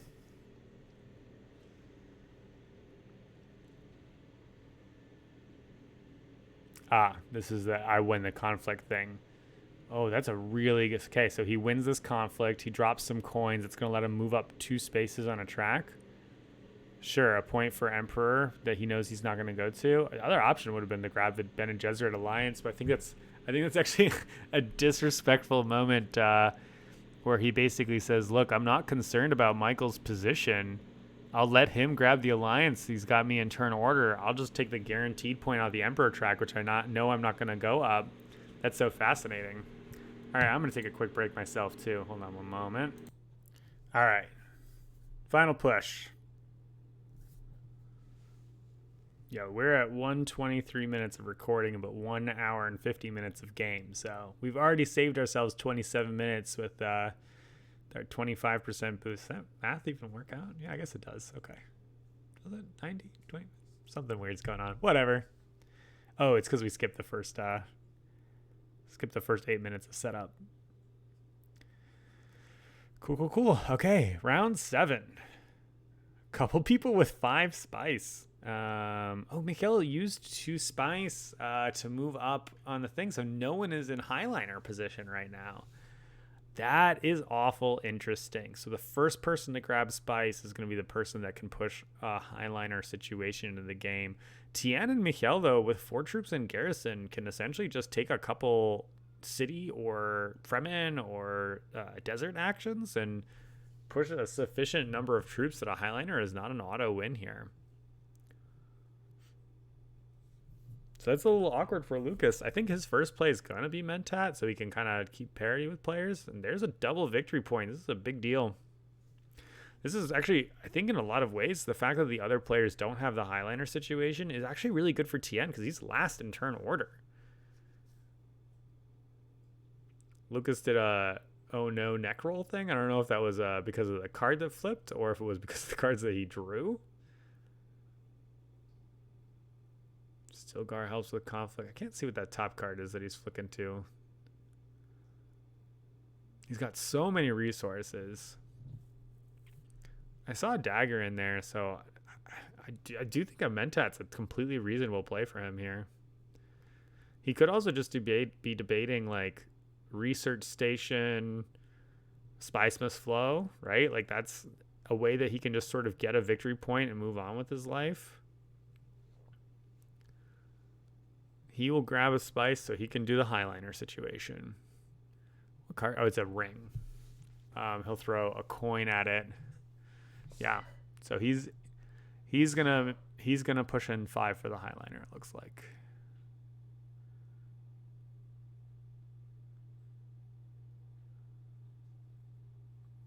I think, unfortunately, I think he's gonna get overtaken by Michel or Tien.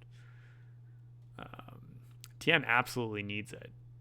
I think like if Michel or Lukas wins it, it puts them into a commanding position for the game. And Michael, I am not sure what Michael's plan is here. Yep, grabbing that. He kind of had boxed Michel for it last turn. Makes absolute sense that he grabs that for the victory point. Actually, I guess his other victory points are on tracks. He's got 2 on tracks right there. One on the Spacing Guild and one on the Emperor Guild. So just moving up tracks is going to be a big part of his game plan, but he still needs to win a conflict at some point. He's got this pile of spice that he can't do anything with. I guess if he picks up more spice this turn, he could highliner at the beginning of next turn, plan for round 8. I think that would be where I'd be angling if I was Michael, acknowledging that I can't do those things this turn, maybe do it next turn.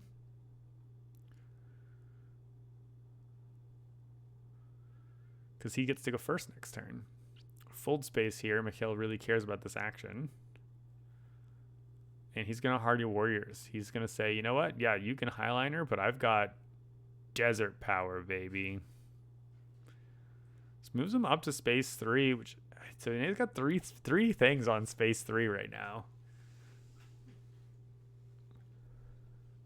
It could be an action just for the hardy warriors, but when you see a beast that doesn't have an alliance in 3 spaces on 3, like that's really interesting.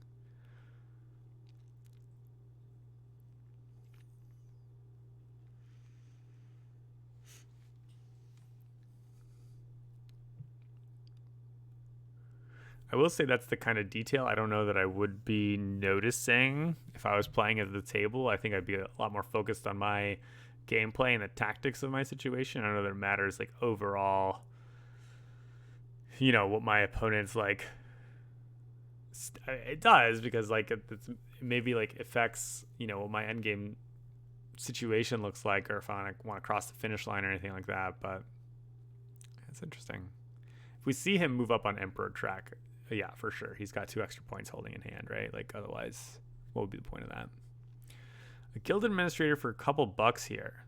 That's really awkward. I guess it's a 4 troops thing, a mobilization thing. Raise the banner or whatever it's called. It's just a way for him to get those extra troops. It's got to be. All right, so now Lukas has got to decide. I mean, he's set up to do the Highliner play. Oh, but Mentat stuck around for the whole round. Yeah, pick up your Mentat. Why not? You can see if people put more troops into play. Yeah, there's nothing else he's using that money for, I guess, except for the rings. He's not going to be Swordmaster. I really love that Lukas is in contention for winning this game without Swordmaster. He's the only player without it.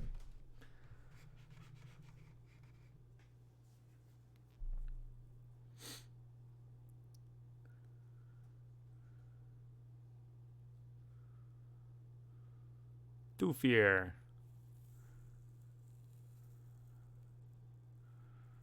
2 coins and a victory point for Michael.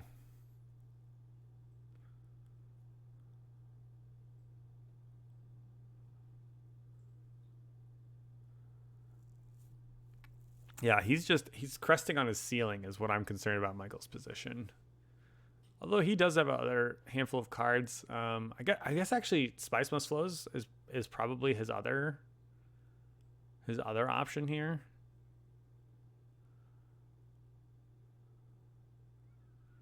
I still don't know what he's going to do with all that spice.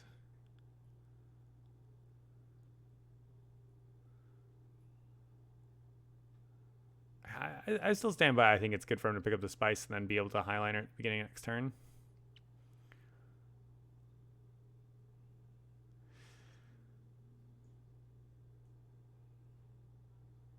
He could be waiting to see if he wants to limp into this conflict, because that also just straight up gives him some spice. If he's able to get a free third place, depending on what Lukas decides to do. Because with Mentat, his next action will be kind of the last action for the round. Unless he's got like an intrigue that lets him pull a worker back.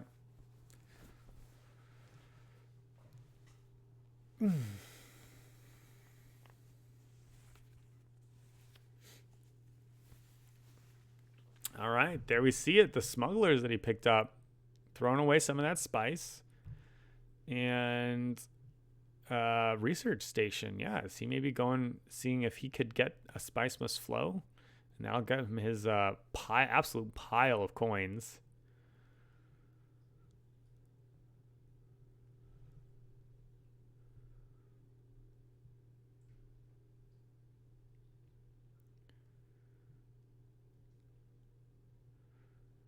Yeah, he's just going to go whole hog in this conflict, draw a bunch of cards off the top.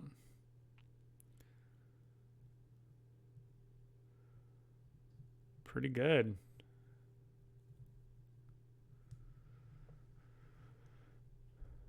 Yeah, and now he doesn't have to worry about taking the Highliner action. That worked out really nicely. I think that was a really good foresight on Michel's part, that the smuggling guild there is going to do something that he didn't want to have to do himself.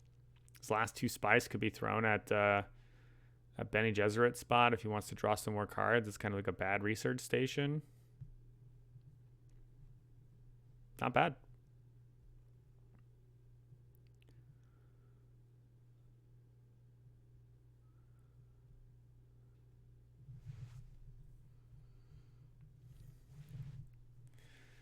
Tien's got the memory thing. He's going to pick up all those troops. He could be prepping for pushing out next turn, but I think that if Michel wins this conflict, it's pretty much GG. He could have that card that allows him to, the intrigue card that lets you push all your troops from your garrison into play. I'm getting a little mixed up with Uprising right now. Which one is which? One of them lets you like pay coins and put troops into play and then more troops. Oh, I'm getting the intrigue cards confused. Never learned multiple games. What a mistake. I mean, like I said, I've been playing this game. I think I have a much better sense of it, but the intrigue cards I definitely don't have memorized. It'd be one of those things where if I was going to be playing this game in tournament, I would sit there and study the intrigue cards for 20 minutes beforehand. Just to have a sense of what I could get absolutely blown out by.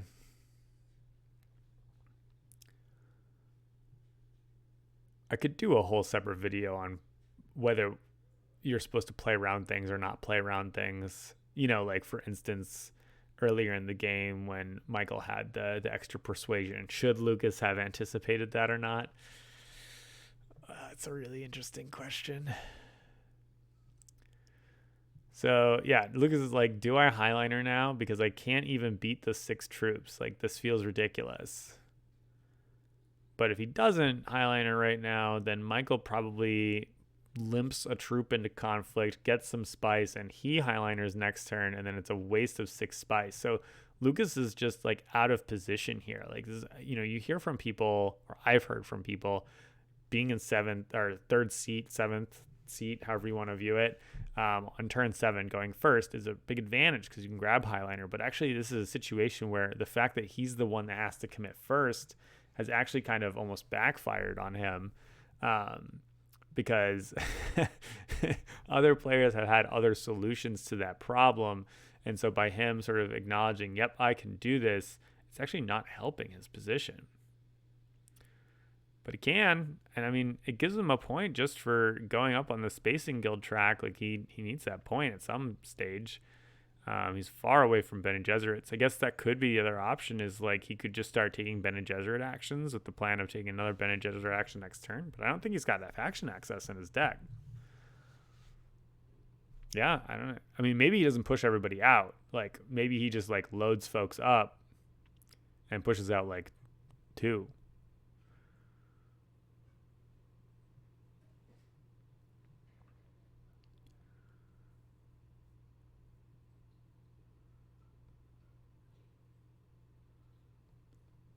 That's exactly what we see. Yeah, and he's got way too much water on hand. Could have been a turn where a research station situation would have been better. Yeah, Lukas is seeing it. It's not panned out. Michel's like starting garrison just allowed him to completely box him out. Michael's just going to scoop up some water here. That's an interesting... Basically gets 2 water with that action. I guess so he can go research stationing next turn. No one's really contesting his spice. Well, isn't someone about to get 5 spice for being second place in this conflict?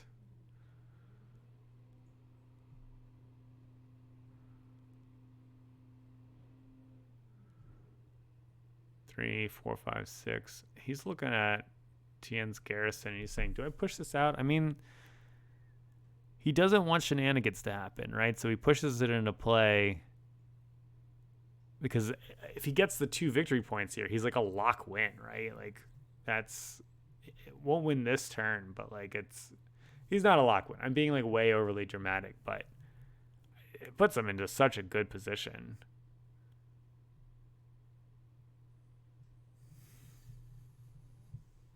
I guess he doesn't really have any points left on the alliance tracks. He's managed to kind of move up there, short of doing kind of double moves. And here we go, rapid mobilization. They're all very happy about this. And it's a huge amount of troops that come into play there. 1, 2, 3, 4, 5, 6. Is it 8 to 7? 20, 19, 18, 17. That was a reveal turn too.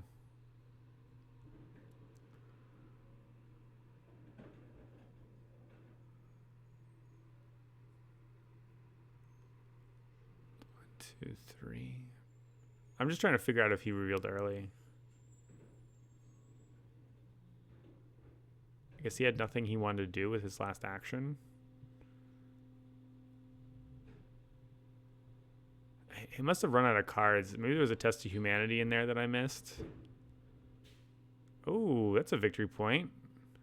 That explains what that spice is doing. I should have anticipated that. Okay, let's go, Michael. Is he playing it now because he's worried the game will end? I mean, there's no place but first place. Only the winner gets something in this game. He's not getting another intrigue card.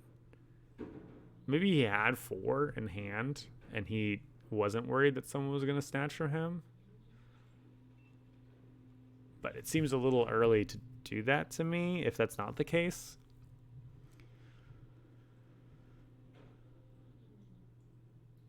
What do we got here? 2 daggers, 4 daggers? Ooh. We got 1, 2, 3, 4, 5, 6, 7, 14, 18. 18. Oh, Oh, those Bene Gesserit sisters coming in big. And that Missionaria Protectiva coming in small. Oh, man. That's huge. That is so huge. That research station really helped there. 1, 2, 3, 4, 5, 6, 7. Wow, yeah, and he actually had the resources to buy a Spice Must Flow. So it did cost him the Spice Must Flow. It's going to come down to the intrigue cards.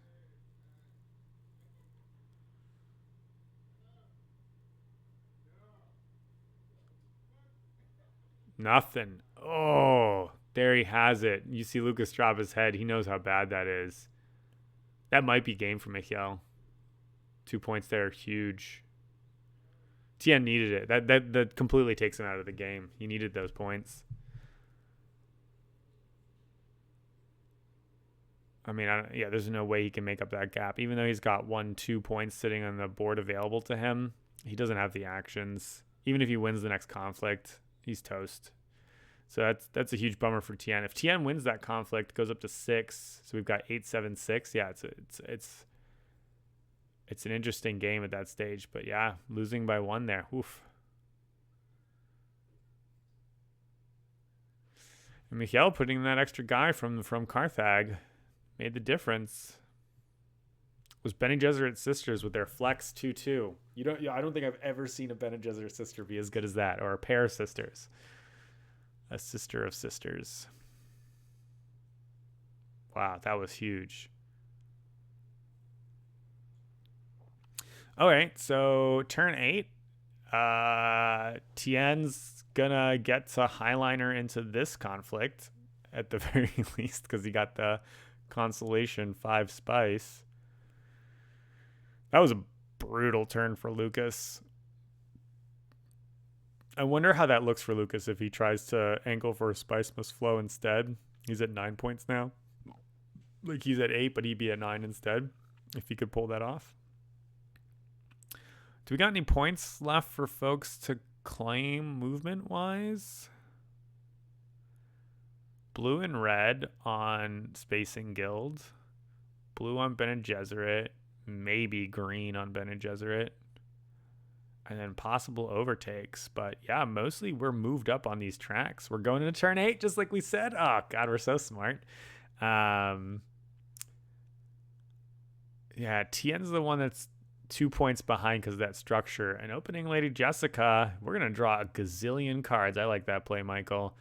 I don't think he's got any real way to contest this battle here with no spice for highliner, no troops in garrison. So he's saying, I'm going to try to win through the deck structure way, but that is only 1 more point for Spice Must Flow and then 1 more point for highliner. So he can limp into 10. I don't know if that's going to be enough, but that could make a difference. If he has like an endgame card, the Spice Must Flow endgame card, that could be the win for Michael.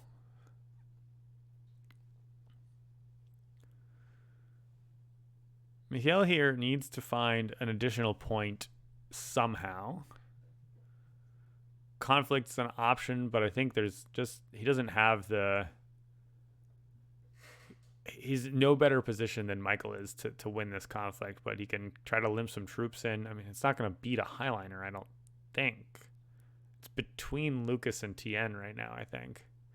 And Lukas has to win this conflict. Like, his highliner last turn and everybody pushing all their troops in was amazing for him. Flipping a double victory points now is what he needed to see so that he can at least make use of all of his actions from last turn.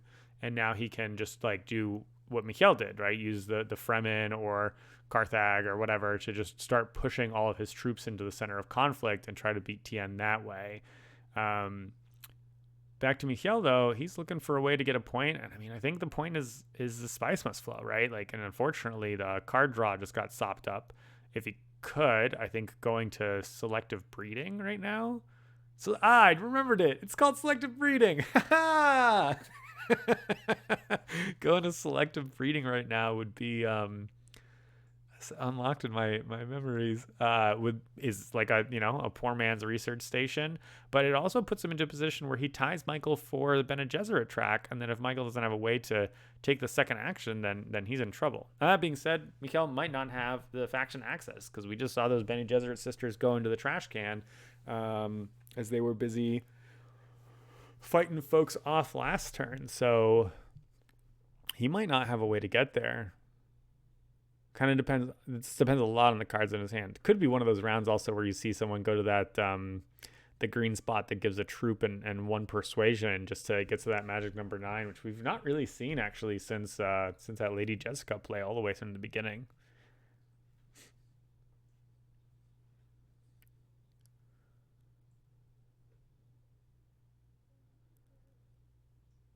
I don't think he has to worry too much about defending his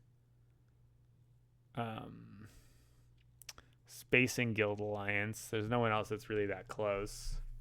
Tien's going to take Highliner. There is a diplomacy action. Secrets instead.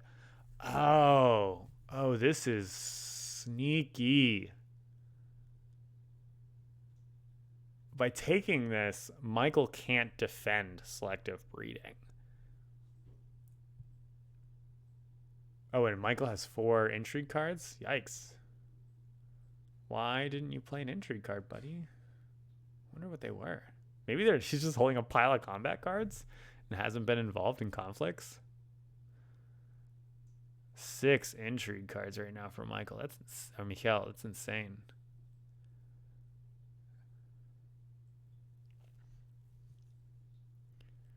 Really fascinating. All right, Tien's going to grab a card off the top of the deck.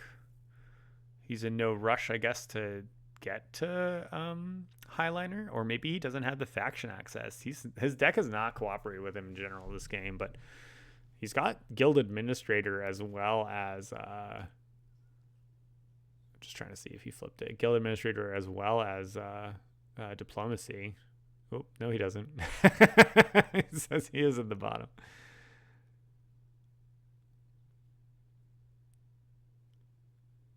Mentat? What are we holding here? Lucas's deck is not great. Oh, we flip to the front here.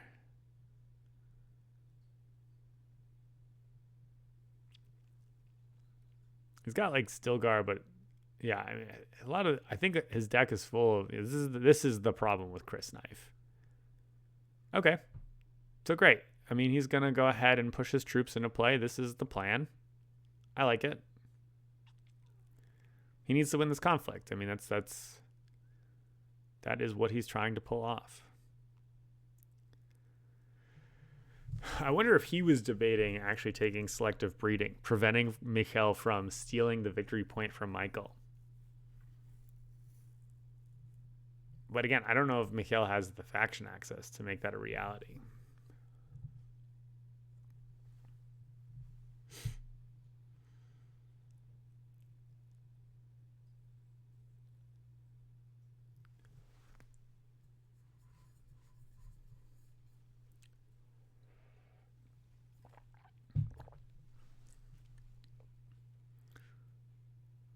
Just a Highliner for a pippity pump. Boop. Wow, and Michel preeminently having blocked Michael's defense. Oh, Michael looks sad. A point for Michael. It's not bad here. He goes to 9. If he's able to, with the Jessica draw on the research station, do the Spice Must Flow, he gets to 10. And that might be enough. If Michel scores basically nothing or just 1 point this turn and Lukas scores 2 for the conflict, they're all tied, so then it comes down to Spice, where you would need that tiebreaker card.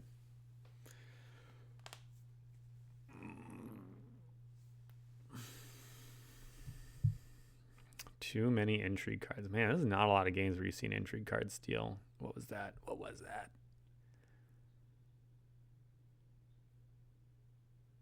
Just something normal. Maybe a ring? Or just a Dune? Let's grab some spice we're probably not going to use. It's got to be a ring, right? Because okay. It's a ring because he pushed some... Did he push 2 troops in? I don't think he has an alliance. Oh, he doesn't have an alliance, of course. Spacing Guild. What do we have here? Pick a guy up. We need to draw more cards. We're drawing into our... Yeah, that's it. It was the last card in his deck. He needs to draw into faction access. I'm sure of it. Otherwise, you don't play like that and shake your head like that unless you absolutely needed that card. Oh, that's hilariously awkward. Tien's deck has not been his friend. Yeah, put a troop into play, bro. Oh, he did. We're separating out the discard in the play area. Good call, Lukas. Tien's like, I'm not drawing more cards. I don't need to. I just needed the one.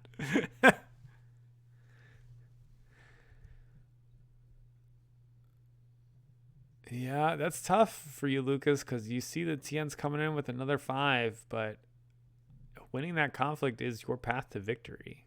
Mentat. Is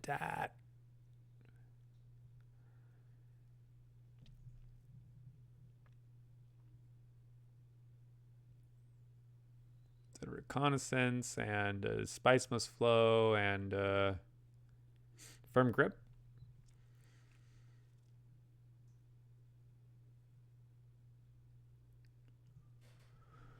Yeah, seems like he's probably short on the Spice Must Flow purchase, even with a firm grip in hand. He's just got a pile of resources that he hasn't been able to really, leverage appropriately. He's had too many things that he's wanted to try to do, right? Picked up the Spice for the Highliner, but the research station is not available, and he's out of position for the research station. It's awkward.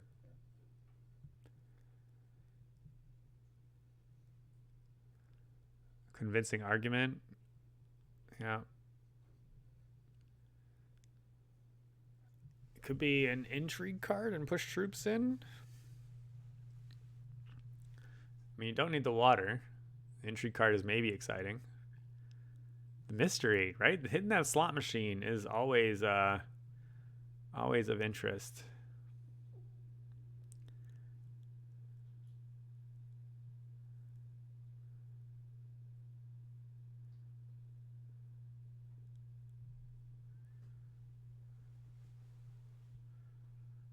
Remember, this is 25% faster too. I'm dying here, Lukas. I think he's just acknowledging that he has kind of limited options here. But it seems like throwing down on this conflict is the way to go. Was he debating a firm grip for the Mentat? I mean, he knows what's left in his deck. I think there isn't any card he's really hoping to draw. His Diplomacy's in the discard pile. I think Stilgar's in the discard pile. Here we go. Troops, Carthag.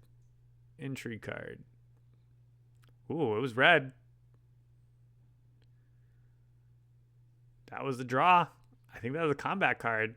That's what you want to draw. He thinks that 10's not going to get him there. I think he's trying to figure out if he could have gotten to 10 and a Spice Must Flow, because that's either the body language of someone who's really putting on a performance or the body language of someone who's convinced that they're not going to win this game. But he's looking okay for this conflict. I mean, it's going to be a tie, and he just drew a combat card. I guess he's lacking completely in daggers, though. Oh, I see. It's 4, 5, 6, 7, 8. He's 1 off. That's why. Here's the Mentat. Finally.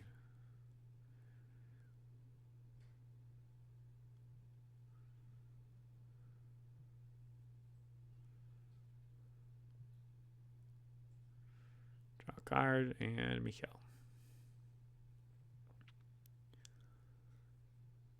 Michel just in this conflict to hang out and pick up some tiebreaker spice at the bottom, I think. tiebreaker spice might make the difference for him. I mean, he's got the most tiebreaker spice right now. And if he's just getting with a 1 point, it might end up being a many way tie at 10.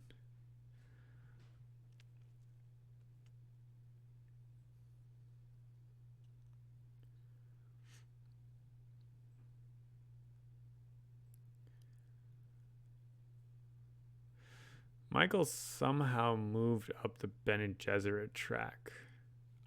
He paid some coins and moved up the Bene Gesserit track. I might have missed that on the prior turn, which would explain maybe the fold space action. He didn't want to take that necessarily, but he wanted the point. He was going to do it just with that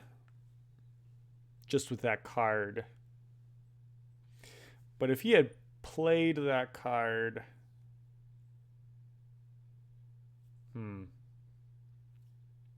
if he'd played that card defensively before Michel had an opportunity to steal one of his intrigue cards, he'd be up an intrigue card, but then he'd be committed to having to do the fold space action.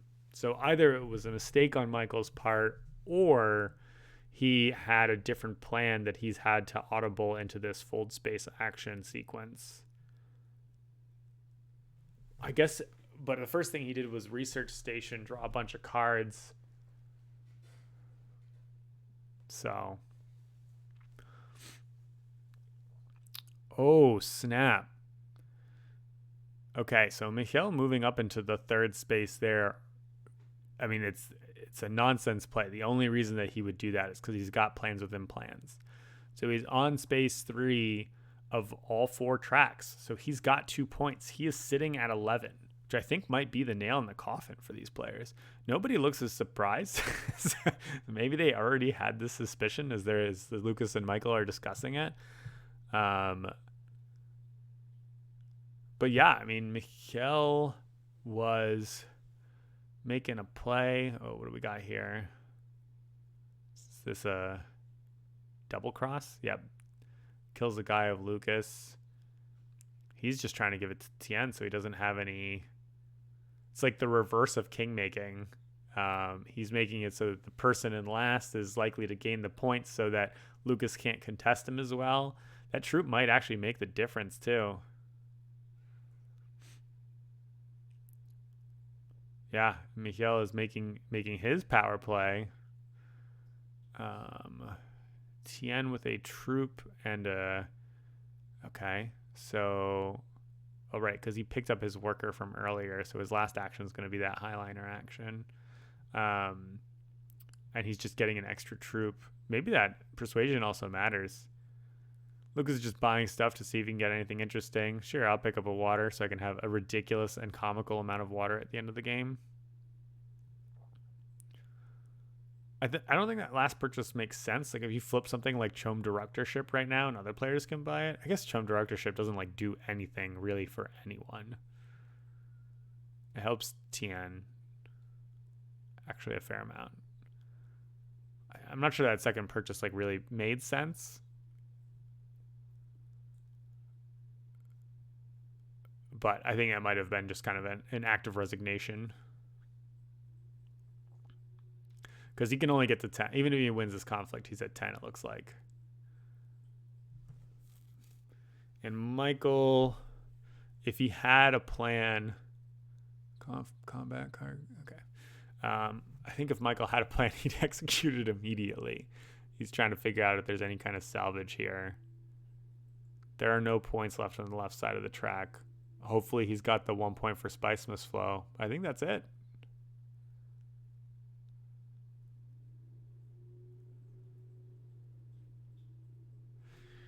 I think this is looking stitched up.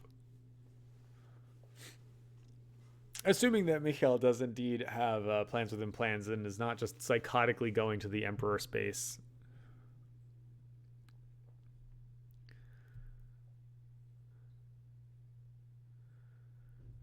Here we get the kind of taken action where someone else's thing. It is a little interesting that he didn't use that on secrets when he went to fold space. Okay, so I think rolling back, I think Michael hasn't drawn any intrigue cards this round. So if he'd used the go where someone else action is. Oh no, he's Helena. That's why he's going there. I'm so silly. Of course. He's just drawing an extra card there. Okay, I see it.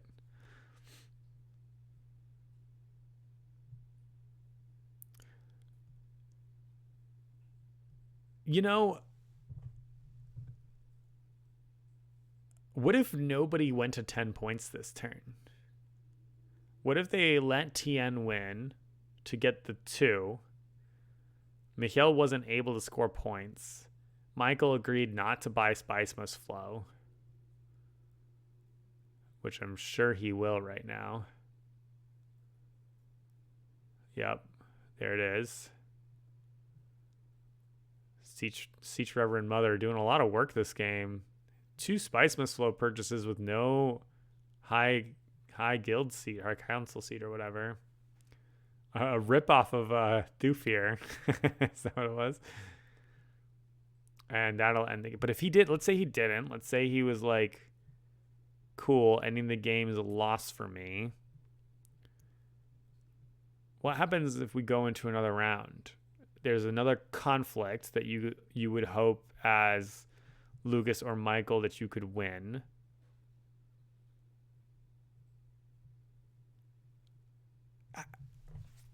I think that might have been the line. Like, if you're Michael,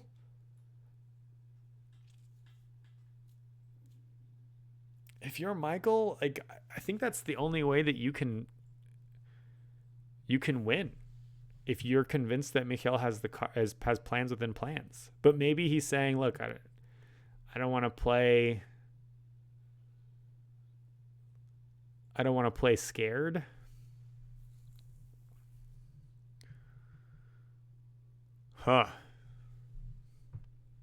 It would also require a fair amount of table talk between the players. Let's see, what do we got from, it says 16. And we've got 1, 2, 3, 4, 5, 6, like 12. So Lukas has to have like double combat cards, I think, to win. 4. Do I just not, where's his thing? Is it underneath? Oh no, it's just kind of blend in. Here's 2. Is that a +7? Oof.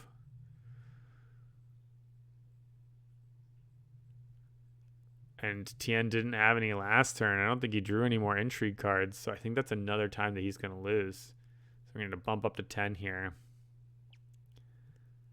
But I think it's the same. If Michael didn't buy a Spice Must Flow, I think that Lukas also wouldn't snake this conflict for the same reason that I think Michael would intentionally not finish the game. Right, because Michel has 11 points in hand, like, it doesn't trigger the end of the game. So I do think there could have been a little collusion here to just kind of push everyone's luck until next round. I mean, probably it still ends in a Michel victory, but because you have this outlet valve of Tien being enough points behind that him winning the 2 points doesn't pose a very serious threat. I mean, it would put Tien into a position where he actually could win the game next turn. Oh, and not only does he have plans within plans, but he's got that Spice Must Flow card. Now, I don't think he has any Spice Must Flows, so it doesn't do anything for him as he goes up to 11. Yeah, and I think on turn 9 probably favors Michel. Like, he has the spice, I think, to go ahead and I think that was me that he was giving the thumbs up to, because I think I hollered at him from the other way. Yeah. He doesn't have the he does have the spice. He's got 4 or 5 spice. He maybe picks some spice from this conflict. If not, he's the first one to go next turn, so he can probably end up highlinering before anybody else does next turn, and picking up whatever's there, you know. So this is a good chance, I think, that Michel still wins the game. Also, like, if he gets a Spice Must Flow because he's got the other endgame card, it's like going to be another point for him there. So I think he probably had it stitched up anyway. But yeah, really interesting game. Hope you enjoyed watching with me. Oh, hey, maybe give me a like and a subscribe. Hooray. Thanks for watching, everybody. Hope you had a good time. Appreciate you. Have a wonderful rest of your holiday season. Bye.